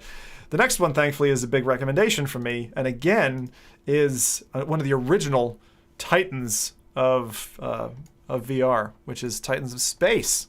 I actually had the opportunity when we were out at Oculus Connect to meet Drash, the developer behind Titans of Space. The game's had visual updates, an overhauled set of information, so it's specifically factually correct. This little fella walking you through the mission, and you're sat in this ship as you're given this wonderful educational tutorial. It's one of those educational apps that I would say you kind of go in it thinking, I'll spend 5 minutes, and you end up in there 25 or 30 minutes learning more than you thought. You're like, oh, these are really interesting little facts. And the sense of scale, this is probably one of the first VR apps that I'd ever played around with back, again, when it was Oculus Share days. And the Quest conversion looks really appetizing. Some people are saying from the original play that because the narrator has changed, that they prefer the original. But again, maybe that's just people getting stuck in the mud. So if this is one, the reason I wanted to highlight this is Christmas, because if you land a Quest for Christmas, this is like one of those perfect example apps you can put people in. They get this feeling of scale, see the benefit of VR, and maybe learn something in like 5 minutes. And also, if I'm remembering correctly, I haven't played the Quest version of this just yet. There was like a demo mode that was like the short loop, and also a longer mode, which was more like 30 minutes. So I know this is great for like kids as well that want to learn something, because as a kid I was like fascinated by everything space, but back in the day the things that your parents that would buy you was like an interactive book or something, that was like the furthest you could go. But something like this, like, it just blows my mind that is possible now, and it's actually is a learning experience, which is awesome. Yeah. And I'm actually, with a 5-year-old, I'm going into that space now where it's like, she's wanting to know about like skeletons and stuff, and I'm like, well, there's a VR app for that. You can just check out the pelvis, right, and put your head right in there. Whereas normally that would have been quite inappropriate. So anyway, right. Next one. So this one has got to be exciting news for Mr. Rowdy, I would think. So next on the list is actually, I'm going to talk you through, Pavlov has had its mobile equivalent, a free side-loaded edition, we'll call it the 95% edition, released by Dave Vills, the developer, and part of Bankrupt Games. On the 19th of December, they dropped out a free side-loadable build of Pavlov, which you can put onto your Quest. You don't need side quests or anything. You just drop the executables down. It loads your system, and I can say that it runs really slick. The gun interactions are all solid. I didn't notice much difference at all from the PC version. And they've launched what's showing now on screen, Shoot House, which is a time-based run-through map, along with what they had before, which was like a shooting range. So I'll just read out. So this is actually called Pavlov Shack, is the name of the title, which I think is quite interesting. And they're planning to launch, along with some custom map support and supporting the friend system, they couldn't quite squeak working in December, because they had originally committed having the Quest build out for December 19th, and so they decided to ship the kind of like the almost ready build. But it is playable. I went in it today, and I do recommend, if you've got a Quest, check it out. I don't think the friend system worked for them, so I don't think multiplayer will necessarily function at the moment. But having a run through and kind of getting ready for January was good, feel good times. So obviously this won't be on the Oculus Store as a free app. So how do people download this one? Yeah. So if you actually go to @DaveVills, his latest tweet, he's actually got a download to a server somewhere in Russia. Not really, but it's just a random server. You download his file, you run the install process. Super fast. It was actually easier than SideQuest, I would say. Fewer steps. Okay, cool. Nice. So that was quite helpful. A couple of do other that directly after the podcast. Yeah, I was like, if Rowdy hasn't seen this yet, he's definitely gonna jump into it. I'd actually be keen to still toy around and see if we can get multiplayer working. I know the friends system wasn't working, but I didn't find like an official blog. It seems mostly Twitter for Daveville. So I'm following him. Definitely got notifications on there. Can't wait for the next edition to drop. A couple of other things, just mentions before we close. There are 2 releases on Oculus Home which I thought were worthy of mention. The Under Presents, which we've mentioned before, kind of a crazy, artsy experience that is worth trying out. That's on Oculus Home now for those of you who had tried it before on Quest and want to try it on Rift. And there's a game that launched originally as a kind of a Vive-promoting title, I think, back in the 30th of October, called Pagan Peak VR. If you're into a Saw clone like kind of experimental escape room experience, then Pagan Peak VR is going to wet your whistle. Looks quite good. About 2 hours of content in it, and that as well dropped on Oculus Home. So those 2 looked quite interesting. And the last thing I'll mention, which chat mentioned a little bit earlier, is the game Half and Half is available for free at the moment. That might last only a day or so catch it while you can. Half and Half, Nathan and I were talking about before when it launched. An interesting kind of indie, very kind of low interaction multiplayer title. I don't know how best to describe it. So much fun, though. Fun. Like really light-hearted fun and just light-hearted fun. Yeah. And like there's a series of interaction mechanics that are quite unique in that. So worth checking out, and certainly worth checking out if the entry price is free. Absolutely. There you go. So those are the releases this week. I don't see much in the in the pipeline next week, so we'll see how dry next week is. But I'm sure we'll be able to find something. Most devs, I think, don't release around Christmas on Christmas Day for good reason. People are distracted doing other stuff. They don't have their wallets out anymore. There's always a brave one out there who does it every year, but that's usually the one that isn't that lucky. Snowball Fights VR 2. Snowball Fights, yeah, exactly. That's it. Good stuff. That's back to you, Mike. Cool. So our first main topic this week is a discussion on Half-Life Alyx, of course, because the gameplay... Sure? Are you sure about this now? I know it's probably not wise because Rowdy's still got his science segment to talk about, but let's try and keep it brief.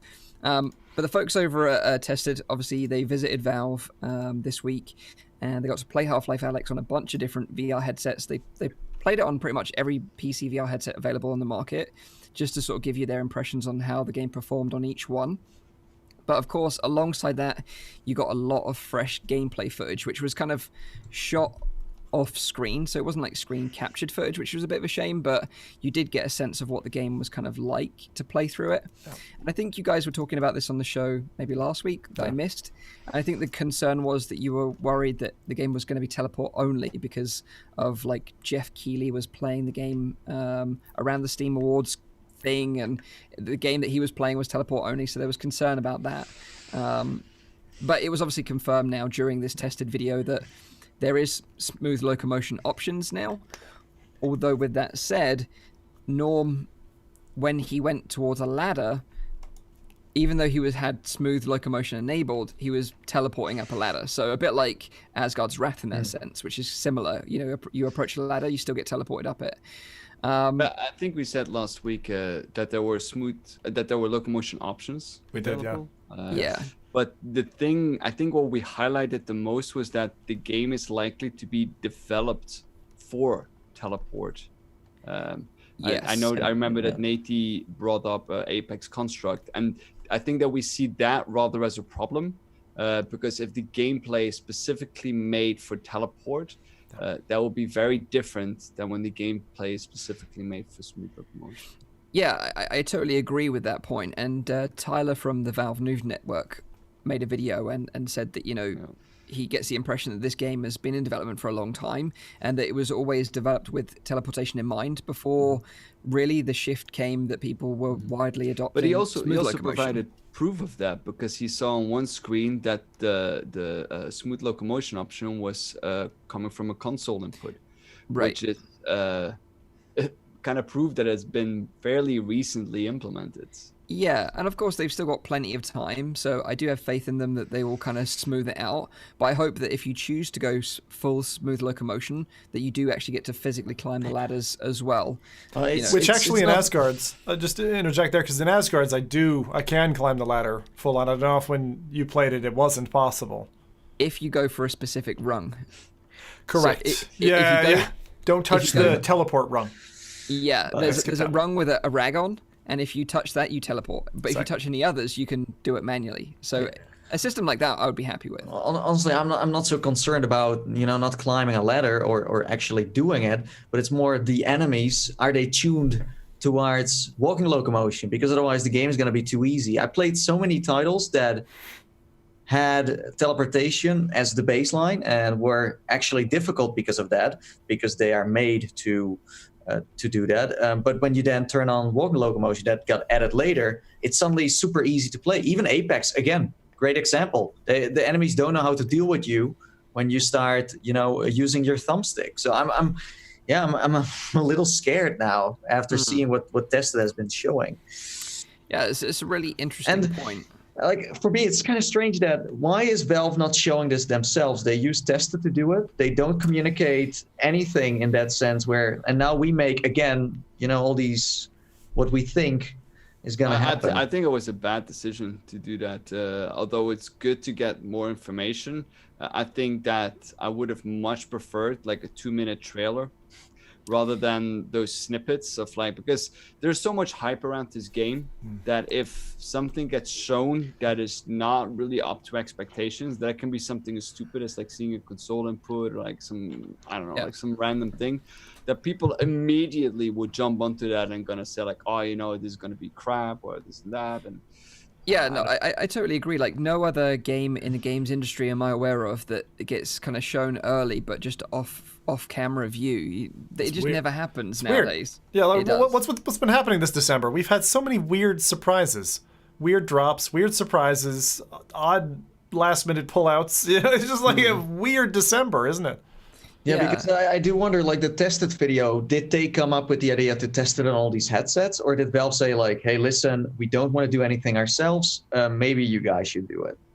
Maybe because they're maybe seen as experts in the VR field, that's maybe what they did. Because I think the general consensus was, or the rumor was that they had a gameplay trailer prepped for the Game Awards, but it was teleport only.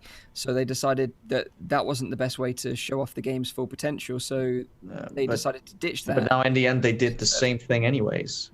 In a way, they of course mixed it up with other locomotion options, but the video is kind of like people were zooming in, and they as Rowdy said, they have a console open, and it makes it only more cloudy than it already was. The other thing that I noticed in terms of the locomotion was oftentimes you'd see Will, who used to be part of Tested, and they had him on as a kind of cameo or a guest to come back again. He'd walk to the side, like laterally move away from his standing position, pick something up, turn around, and you'd see his glowing feet in the position that they were before. So again, reinforces this kind of concept that the core game design and probably then the resulting default for the title will be teleport. Which think about Doom. Think about Doom VFR for a minute. Yeah. Is that what we want and that we expect? I think I would expect the four of us to say like your default should be smooth loco with smooth 360 turning.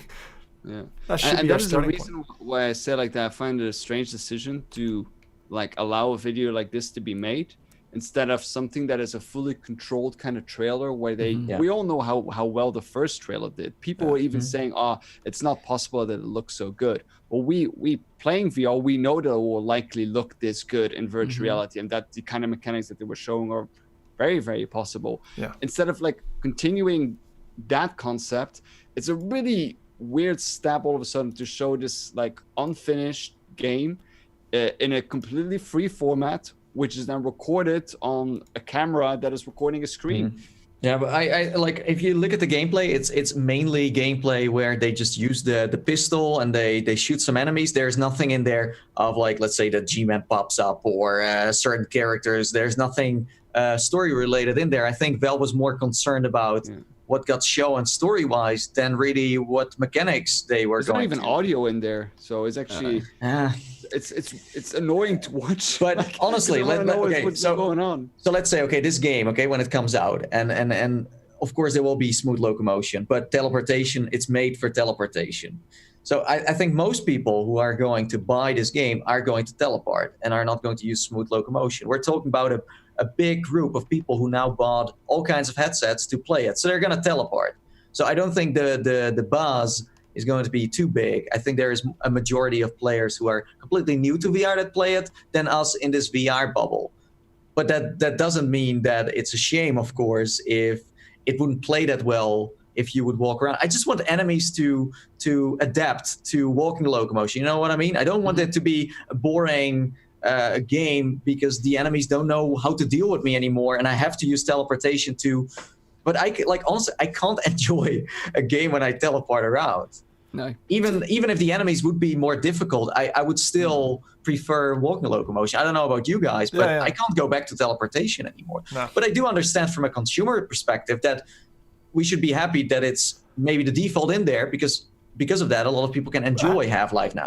Have we even seen this done before with the multi-headset kind of independent opinion? I don't think I've ever seen so many headsets benchmark tested against an app before in this way. I'll say this, I'm glad it was tested who was brought in. I did put a tweet out to say that, but I'm glad that they had someone who, we know is like an industry veteran and taking their opinion. I mean, they're not going to float some rubbish, and they didn't talk that well about the Cosmos.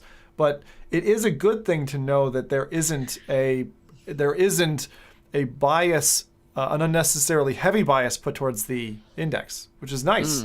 It's actually it's very reassuring, and that's a Valve-backed message.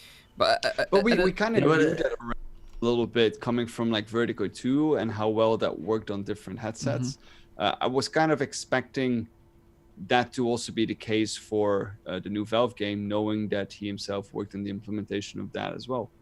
But in the end, this video they made is advertisement because it just shows that it works on almost every headset. Although I think a different video would have been welcome for a lot of people where, as you said, like, what is the locomotion like? How are you going to move in the game? That wasn't the focus of this video. We're talking about something like we weren't that interested. We knew it was going to work on almost every headset. I mean, it's Valve, right? But we were more interested in what's the gameplay going to be like, and that's in there. And now everyone just uses that, blows it up. Well, for Tested, that wasn't the focus of the video. So the way they played it was also not the focus of, you know what I mean? So we're assuming a lot of stuff now. Yeah. Because that's what you get when you make a video. Valve allows a video like this to be built out. Yeah, exactly. Exactly. They wanted to build the hype further. And this is the thing, I think the guys over at Tested did a good job of what their intention of the video was for. They always do. They always do, and they always deliver some great content. No, I agree. I do agree with Rowdy in that Valve would have been better off just producing their own like controlled trailer and showing this is the gameplay. This is what the game's going to look like when you buy it. I think that would have been better off for everyone, because otherwise you wouldn't have all this confusion right now. Because I think Tested is the only one so far who made a video about this game. There is no other news outlet next to Game Awards, of course, with a little bit of like a snippet that has covered something. So Valve is the one that presses the button here of saying like, okay, we trust Tested. They have been to their office so many times. They have a good relationship with Valve. So they knew they were not going to mess it up in that sense. But I think the approach of the video could have been different. But I mean, Tested is also a channel on its own and has a total different audience than.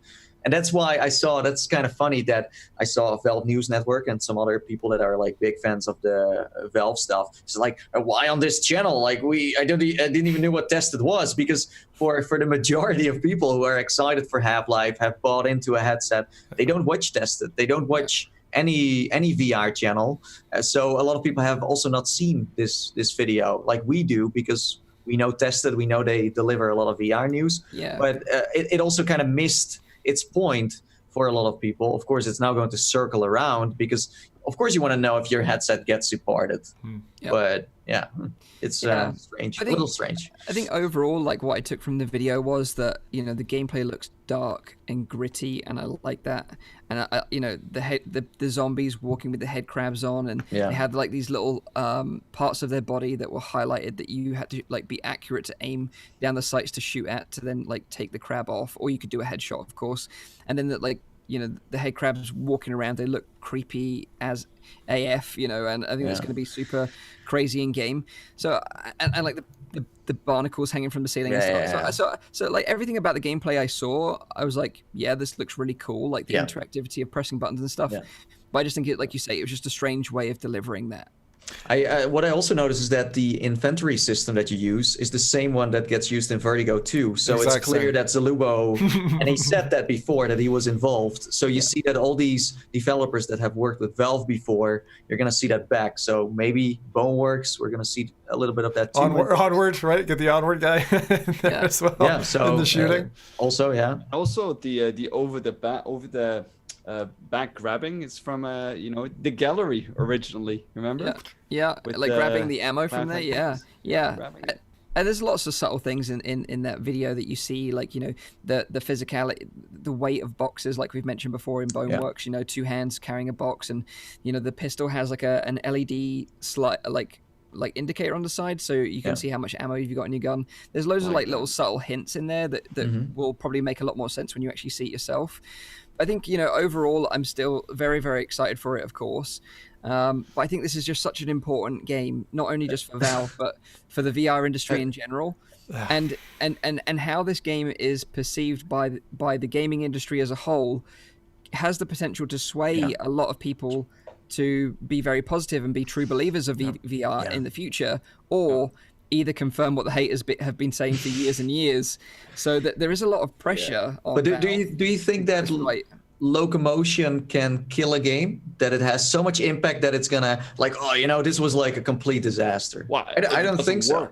But I think the game has got plenty of time still to iron these out. So I think they will fix it, because no doubt they are watching and listening to the feedback from the community. I don't know about you guys, like I'm super anti-spoiler, so I'm getting to the point now already with this extra 40 minutes of kind of half footage of like, I almost want to shut my eyes and close my ears until release. I didn't watch it fully. I just skimmed through it in order to see like some. Well, this was quite safe in that sense, but I do get your point. You but don't know like you get to the point when you watch it. Yeah, but it's like it's gonna be like, okay, oh, now I remember. Like you're playing along the story, and you're like, oh, that's that bit that I saw, and there's that bit that I saw, and I think that to an extent, if you want to experience the thing like its virgin form, I feel like holding off, because this happens with movie trailers as well, where people like they do this heavy analytical analysis end to end of all these little bits that they see. They do it even with big titles like Call of Duty or Battlefield, and they say, oh, this must be in the game because we saw it on that person's hip. And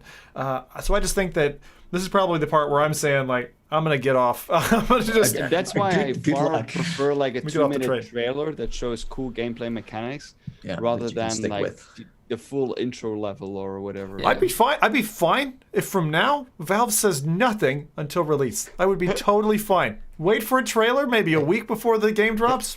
Be silent until then. That's not good for the podcast. It is good for the podcast. Then we can finish within 2 hours. That's true. That's true. But that is their style, so that could be the case. But for me, March 2020 can't come soon enough. Yes. Still hyped. Yeah. So now is the time, of course, where we pass it over to Rowdy, Dr. Rowdy, to make us all a little bit wiser. It's time for a Rowdy science lesson on the complexities of walking in virtual reality. I'm looking forward to this. Yeah, indeed. So I'm going to be talking a bit about the complexity of walking, indeed, because we've mentioned already a couple of times, like, with VR treadmills and all that kind of stuff, that I thought it was an interesting kind of topic to be talking about for virtual reality. So why talk about walking? I mean, we all have seen the scene from Ready Player One with the VR treadmill, especially where the guy like really sprints at a certain point. I tried to get that clip, but I didn't find it in an easy format, so I'm just showing another one. But that is one of the reasons, at least, that that virtual reality in general could be interested in a proper walking implementation. And the main reason which I want to focus on is for it to increase immersion. There are other reasons why VR treadmills could be a thing, or walking in VR could be a thing. And for example, as a workout tool, some people might want to use it. It's often already being used as a simulation tool when you think about, for example, military applicancies. As a research tool, is often being used as well, but that's then most likely related to, for example, some kind of neurological pathological disease that is affecting the gait of a certain person, for example, in Parkinson's disease, that is the case. So if you can estimate the typical gait of such a person, that could help in diagnosis, or that could help in a certain treatment pattern as well. And of course, you can ask yourself the question, doesn't it kind of exist already in the virtual world? And yes, it does. Like we have, for example, the VirtuX Omni. This was founded originally by Jan Goedgeluk. He's from Belgium, he's from Ghent actually, but he lives in the US now. And the concept of this was kind of like a frictionless bowl with inertial sensors. And they had a Kickstarter that ran in 2013 that was eventually funded for $1.1 million. So a very successful Kickstarter. Yeah. And they received an additional $20 million from investors. Wow. And they actually started indeed with production, because I mean, this was a very expensive piece of kit, which was also one of the problems. I'll come to that probably later. But the actual production started in 2015, and the shipping of the actual VirtuX Omni started in 2017. However, mid-2017, they decided to go commercial only, and I believe they have now a contract with the military, the US military, as much more of like a simulation tool rather than like the gaming kind of tool that it was supposed to be in the beginning. Smart. I'm having trouble focusing. I'm just imagining a giant box of Cocoa Puffs that I just pour into that bowl and I eat with. Continue. I've tried. So I've tried an Omni. I was gonna say you've tried eating cereal out of an Omni. What? I probably would have had a better experience had I done that. So bowl scrapper, right? I was hopefully I don't step on your toes here, Rowdy, but I was very excited about treadmills until I tried one. Because the feeling isn't natural. If you imagine as a kid, like if you ever walked on a hard floor with socks on and you slide around, that's kind of what it feels like in a bowl. Mm-hmm. And imagine trying to play a VR game with that sensation underneath your feet. It's so weird. It's just weird. I've done the same. It's so weird. It's like, it feels, especially when you don't lift your legs. You're just you're just sliding back and forth. It feels exactly like that, like as if a big, giant is holding on to you, and you're just sliding back and forth. Yeah, totally alien. That's true. But that wouldn't be different for the army, though. They would have the same experience, right? Yeah, but the army spends a lot of money on a lot of crap, so. Yeah. The thing is with this was supposed to be a gaming device for like a wide variety of games. Yeah. Well, what they're doing now with the army is probably a very tailored experience specifically for the kind of application that they're using it for. So not an uncontrolled environment anymore. Which is a big thing, of course, and I'll come to that later. So what do they do with the military? Are you saying that the project forked away from consumer target and went military? Yeah, so I don't know if they went military only. No, they didn't went military, or they went to arcades a lot. So they went to several arcade applications, but also they have a contract, I believe. Well, I don't know which military it is, but I found online that they had a contract with the military as well. Mm-hmm. Mm-hmm. The next was a kind of like a competitor as well, was the Cybrid Virtualizer. This one was founded by, I'm sorry if I raped the name, but it's Tunke Chakmak in 2013. And also here the concept was, again, a frictionless bowl with integrated motion sensor. The concept is a little bit different since it's not like the bowl shape and you have to do it on your socks. But this Kickstarter was also funded in 2014. This was funded for $361,000 and $450. Wow. This one created a lot of buzz on YouTube. Like I've seen so many videos where they were playing GTA, Skyrim, so many far back titles. It's crazy. But it gets a little bit darker from here on because there is no delivery date as of yet. So people who bought it, at least as far as I could find, have not actually received their order yet. However, in 2016, they became exclusive to commercial customers, and in 2019, they have already delivered the second generation for commercial customers only. And people are pretty pissed. There's even like some Facebook groups that are trying to call them out in order to get their money back. But so far as I know of, that has not occurred yet. So yeah, it's strange though that they have already a second generation for commercial. So they have been waiting for 5 years now then. Since the successful Kickstarter, yes. Yeah. Yes. Wow. Okay. Wow. Yeah. Well, there's already actually a second generation, but only for commercial customers. Yeah. Strange. And then there are others. We have Cat VR, we have the Infinite Deck, and we have the WizDisc. If anyone remembers that one, it's a rather strange one. The WizDisc? All of these have the WizDisc. I remember Rover WizDisc, I think it's called. It's Wow. with the disc that shakes around like that. It looks really weird. All of them have like a little bit of a different concept, but it all comes down to the same thing, that it tries to simulate walking, but only walking, not more than that. There's some jumping maybe involved in that, but it kind of highlights why this doesn't work. Is one, the barrier of entry. It's far too high in order for it to convince people to go and buy something like this in order to get onto that. And second is that the general experience with these kind of things is it has a learning curve. Like you need to learn how to walk on these things. Yeah. And that is not something that we're used to with walking, for the very reason that it's such a natural thing that we do. It's something that we do pretty much every day. Normally you do it every day. And to have some device trying to simulate that experience is really weird. And that is also the reason why I always say, like, I don't believe that the current technology allows for us to have a treadmill that delivers a satisfying experience. And the reason for that is the next topic is what is walking actually? If you think about the core concept of walking, I'm going to dive a little bit further into that. That's a good one. I've got the answer. Phone works. Yeah. Okay. Insider joke for anyone who follows the podcast closely. Yeah. The thing with walking is that it looks very easy. You know, everyone does it. Everyone is walking through cities, parks, shops, forests, and most of us just do it.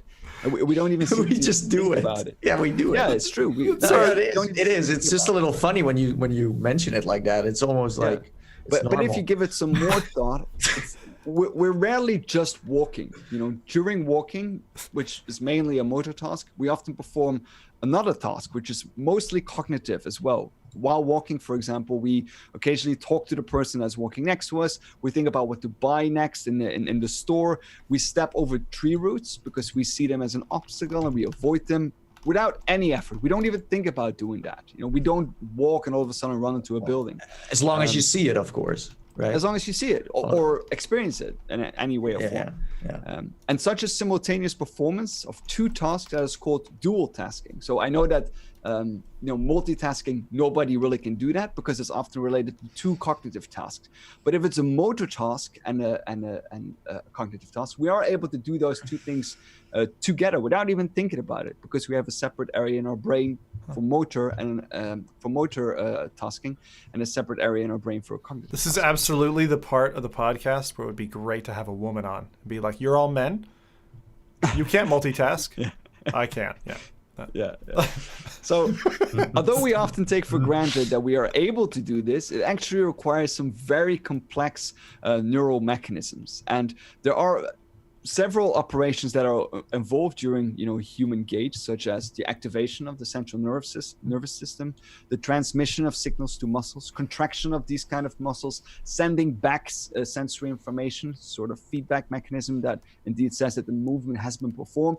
And the way that this all happens is all for us completely unaware. We're completely unaware of that happening, and it even appears to be quite stable and quite smooth with regular and repeating movements.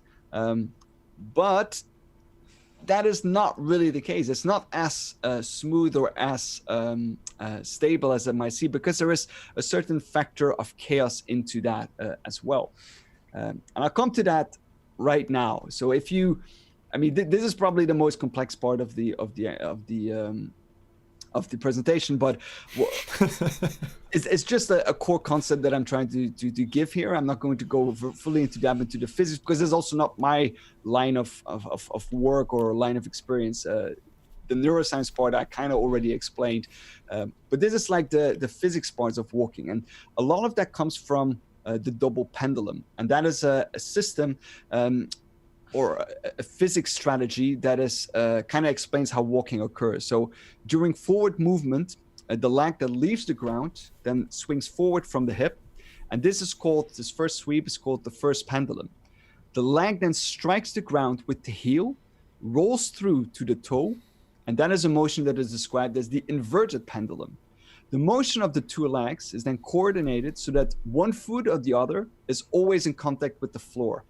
So in walking, what actually happens is that your body kind of vaults over the leg on the ground, raising the center of mass to its highest point as the leg then passes the vertical axis of your body, and then dropping to its lowest, again, as the legs are spread apart. And essentially, this means that it's a constant conversion from kinetic energy or forward motion that is constantly being traded in for a rise in potential energy. And that is the concept of the double pendulum. And my physics lab actually has a very nice kind of way of illustrating the element of control and the element of chaos into that as well. I'll quickly switch to that as well, because it's running over here. Please cover your children's eyes before this segment. So what you see here is basically the double pendulum in action. With a little bit of imagination, you can imagine a leg that is moving forward, and if they have like some very nice graphs on this as well. You can see that it's a fairly controlled kind of movement with the synograph that is being generated constantly, and there's a certain pattern that is being repeated the entire time. We can see that here as well, that there's a pattern that is being repeated, but we also see that this pattern is not always exactly the same. And that is also the case with our gait, that there's a certain element or a certain factor that is not always as smooth as it actually appears like. Now, when we go back to this double pendulum, and we just change like a few of the parameters, you can do that really nicely on here as well. Then what you can see that you rather quickly can generate like something similar, but it turns into complete chaos just by changing some factors. And this is the kind of thing that I think is very interesting, that this is a very, very strictly controlled kind of system that allows us to perform this kind of movement, because it's going completely mental right now for the audio listeners. That's full gadgeteer right there, I'm telling you. Yeah, exactly. Full-on gadgeteer. So you can see here as well, like there is still a pattern that is available, like it's still a certain pattern that is emerging, but it's not exactly going to be the same kind of thing. And we can see it indeed when we look at the pattern here that is being developed, is that it's completely out of control, which I think is rather interesting. So you're saying our knees could do this? Our knees could do this in your world. So. I would just love to be the person who tuned in like 30 seconds ago and goes, "The feck is going on? Like, what is with the swinging balls and the sketch chart and like what's happening here right now? I have no idea." But we're not there yet. So I've already said that it's rather complex, but it's really complex. Like because we also have the neuroscience part that is involved into this, and the actual neuroscientific part that is involved into this is the primary motor cortex, or Brodmann area 4, and this is a brain region that in humans is located in the dorsal portion of the frontal lobe. Now this primary motor cortex is kind of defined anatomically as the region of cortex that contains the large neurons. These are known as the Betz cells. Sorry, what exactly are we looking at here? Because that looks like some kind of like Salvador Dali painting. Yeah, it's kind of like a funny representation of like if you take the motor cortex of your brain. Oh, that's the brain. I believe it's called a conundrum. I believe a canunculus. It's called a canunculus. Canunculus? Yeah, we could have called it the Oculus or the canunculus. I would have preferred canunculus personally. Reminds me of Sim's concubines. So what it basically does, it highlights the motor area, but every part of the motor area has a specific region that it kind of controls in your body. So we have the trunk, the neck, the head, and this is actually if you would shut down these areas, then you would get a shutdown of those kind of areas kind of as well into that specific area. And the way that they represent it often is with these kind of like images, in order to also show like how important certain areas are. As you can see, is that the hands are enormously big because there's so much sensory information, so much motor control going into those kind of like, you know, physical movements. And you see like the trunk, the neck, the head, the shoulder, and the arm are all located in the same area. While it's a fairly large area, there's not that much, because there's not a lot of motor control in there either. The same goes for the elbow, forearm, the wrist. It's all fairly junked together. But then again, the eye, the nose, the face, and the lips were very somatosensory, very important. They get very much highlighted there again. Does this question for you? Does this diagram essentially represent that there's a part of the brain that's controlling these various bits, and for instance, why people who have taken some kind of trauma to the head oftentimes would end up losing motor control of those bits of their face areas, kind of altogether? Or is it? Yes. Okay. Yes. So that can indeed be caused by that. Also, when one side of the face shuts down, that could also be because it's like, for example, the left side of your brain that is has a problem there. So that's the Brahman area 4. Now, I was talking about these large neurons, and these large neurons, they send down the axons to the spinal cord, all the way to the synapse of the spinal cord, and then onto the alpha motor neurons in the spinal cord, which then connect to the muscles. So it's a signal that's being sent from your brain all the way down through the spinal cord to your muscles to then activate the motion. And that's the only thing that the brain actually really does, is activating the motion and stopping the motion. Because as soon as you're in motion, you have the double pendulum that keeps on like moving itself forward. So there's actually an automatic kind of thing that happens. So walking does not just involve the lower limbs. The movement can be seen all the way down to the spinal column. And when you walk, your brain is doing this without its awareness all of the time. The system even works fairly well when you're blindfolded, which I think it's a crazy thing. Now, it's actually, I've said it's rather complex. It's really complex. It's actually so complex that robots can't even do it yet. Because we've all seen this movie, like with Boston Dynamics, where they kick a robot and it like stumbles backwards and it tries to recover from the punch. Now, these kind of things are being developed, and it looks very scary because it's such a natural human thing to see. But there are so many parameters that have not been implemented yet. For example, like in December, you're right. It's absolutely natural to see a man kicking a reindeer. It's pretty common around these parts. Yeah. It's a Scottish thing. Exactly. Yeah.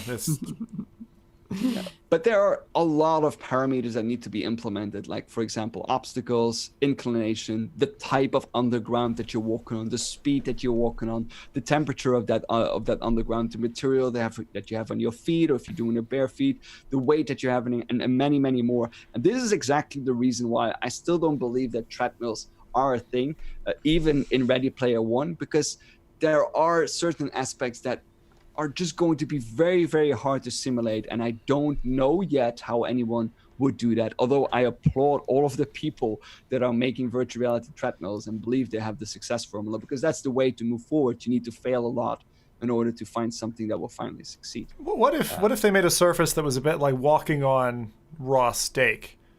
It would be better than these slippery surfaces. Yeah, there are people now working as well, I believe, on like certain kind of cushions that can become harder and softer, can like simulate stairs, can simulate an inclination. And there are those kind of things that are probably more likely to succeed, because as soon as one of those parameters is off, for example, if you're walking down a hill in VR and the inclination is not there, your brain will immediately say like, this is not right. And it will break the immersion. It might make you motion sick. I don't know. But are those kind of things, like the underground feels different, the obstacles are not really there when you walk through, those kind of things can really break the immersion. So yeah. And then I finally still have some references for people who might want to read onto some more kind of very interesting stuff. it is a very interesting topic. I try to keep it like, as simple as possible. But there's a lot of stuff that even I have no idea about it, especially with the double pendulum. There's like entire research papers that have been written about that because it's a mathematics and physics concept that is very interesting, especially when you want to go into robots walking. Yeah. Huh. It's interesting. I wonder if Rowdy, thanks. That's really cool. The double pendulum effect is something that I wasn't very aware of. Some animals obviously have their double pendulum happening forwards like us and backwards like, I don't know, a deer or something like that. Mm-hmm. Do you know, does that have any effect on it, or is it essentially the same thing just reversed? With the knee facing the opposite direction. The shape of the human body is not made to walk upright. That's why so many people at a later age get back problems, because our backs are not constructed like that. If you would let an engineer build our backs, it would look completely different because we're not made to walk upright. That's also why children take such a long time to learn it. But the way that it works for animals is, I actually have no idea. But the thing is that the double pendulum is something that is being generated from the entire body that is actually vaulting over to the vertical axis. Yeah. Mm. So the way I kind of see it is, or the way I think about it in my mind, is that we would sooner get a device that is attached to our brains, like a neural link, like that Elon Musk is working on now, that would somehow simulate the feeling of walking just through our brains, than someone will invent a good enough treadmill to convince us that we're walking on something naturally. But the way that I see the neural link is still the other direction. It's like picking up signals from your brain rather than sending signals to your brain, because that would have to, as far as I know, it would have to be an invasive procedure or like with some kind of weird magnets trying to stimulate some kind of cells. I don't see that happening either, just because of the fact that it would require the technology would have to change, of course. That's always the thing. So that would bring us to the rocket shoes then. Yeah, I'd love to see those with a double pendulum. Yeah, I know. Oh God. So basically the question of how to walk in virtual reality is still an unanswered one. Yeah, it's definitely, I don't think there's currently that the technology is there in order to make a treadmill or any form of locomotion that is capable of delivering a satisfying experience. Yeah, there are ways. I'm not saying that, like, for example, if you just want to do a stroll on the park on an even surface on asphalt, and it's just they can make a treadmill for that right now. But if you're saying I want to play Battlefield and I want to run through the grass and I want to then like slide on the ground and like shoot 3 people down, jump over a ledge, and like, no, that's just not there. Yeah. You just fused 2 things in my brain. It was a very uncomfortable experience, but I'm going to share my eureka moment. Smooth locomotion. Segway. It exists in real life, lads. Yes. But people are asking, if you made a comment about, so Megan was saying, so if not upright, how would we be expected to walk? I think what was your point about the whole kind of ape thing where you're not meant to be standing upright? Yeah. So on all fours? To walk on all fours. Yes. Walk on all fours. Yeah, that's what we were originally made for. Yeah. Maybe our if backs they are made a designed for treadmill that as well. that we could walk on all fours, we'd be happier. We still have, I mean, I haven't read the recent literature on it, but the last thing that I knew, or the last thing that I read about it, is the reason why we actually stood up was because our frontal cortex got developed so much that we could start using our hands for using different kind of tools. Complex tasks in front of us, complex tasks, yeah. The thumb is the reason why we walk up straight. So if you want the TLDR, is the VR treadmills suck. Yep, that's what I tried to say in like about 20 minutes. And it's gonna be very difficult for them to crack that nut. That Picasso was particularly good. I like that. That was good. Might get a copy of that for my wall. Yeah, but the thing is, like, I'm not trying to demotivate inventors or developers from trying new things, because it's only by trying new things that we eventually achieve something like that. But I do think that the current technology is limited in a way of delivering an experience that we all expect. And something else I also learned is that basically Wait What's got motion sick. He was like motion sick the whole movie. Really? Yeah. Yeah. Wait, you mean in filming it? Because it was flat the whole time and he was running up and down stuff, so it must have been. Yeah. Ah, yeah. It was all lies. Yes. All lies. Well, thank you, Rowdy. I think it's always fascinating. Like, I'm going to have to listen to it back to understand a lot of it. But people really enjoy it in the chat, which is really great. I love that people are really digging these. Mike's gonna now think about when he walks about this stuff. He's like, how do I actually walk? And then I'm he's literally just look at going to his fall down my legs. stairs. Yeah. I'm overthinking it now. But yeah, we've gone on for just over 2 hours now, so I hope you've all enjoyed the show. Of course, this is the last show before Christmas, so hope you all have a very Merry Christmas out there. Merry Christmas, yeah. You know, make sure you spend some time with the family as well, not only just enjoying VR. It's an important time to spend with Not the family. only doing podcast. Not only doing podcasts. And remember, importantly, if you're demoing VR to friends and family over the holidays, ease them in with something gentle. No standing roller coasters. No standing roller coasters. Start with Boneworks. Yeah.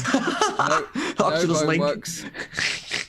If you've got a Quest, Oculus First Steps. If you've got a Rift, then go to the Oculus Dream Deck. If you've got a Vive or something like that, or an Index, go to the lab. Yeah. No roller coasters. So Not much movement either. And also one thing that people tend to like, because they're like, it's just like horsing around. Like, let them have a safe ride the first time, right? And generally in VR, let someone be safe. Like, as funny as it might seem to like feck with them while they're in, don't. Yeah. Really great point. Really, really great point. Also, I want to give a big shout out to PD for moderating our chat for another year. It's amazing, and thanks everyone for still sticking around with us. It has been a blast. Hit that like button. Yeah. Wasn't it this year that we launched F.Reality? No. Yes. Oh. Yes, it must have been. Because we went under a different name before F.Reality as a Or has pilot. it been just over a year? Because No, it was just after Christmas. It was like October last year, wasn't it? Was it? Am I wrong? 84 years. yeah. 60s. Well, we're all very good historians. This is why, we live week to week. This is like episode 120, right? Yes, exactly. So that means we have been doing it for a while. So that means it deserves at least 120 likes, please. Wow. Yeah. Challenge accepted. Please make it happen. Of course, we're going to be back on the show next week after Christmas, and we're going to be wrapping up the year with our highs and lows of 2019 in VR. So we're going to be talking about like our favorite games of the year, maybe some of the low points, things we were disappointed about, some things we wanted, etc., etc. So make sure you stay tuned for our recap of 2019. Our favorite podcast moments, the best memes on the show. Absolutely. We'll make sure we think of some. If you want to share your own, of course, let us know in the chat. Maybe we can read some of them out. Sure. But until then, have a great Christmas. Have a great week in VR. And take care and bye-bye for now. See you then. Yep. Bye-bye. Bye. Bye-bye.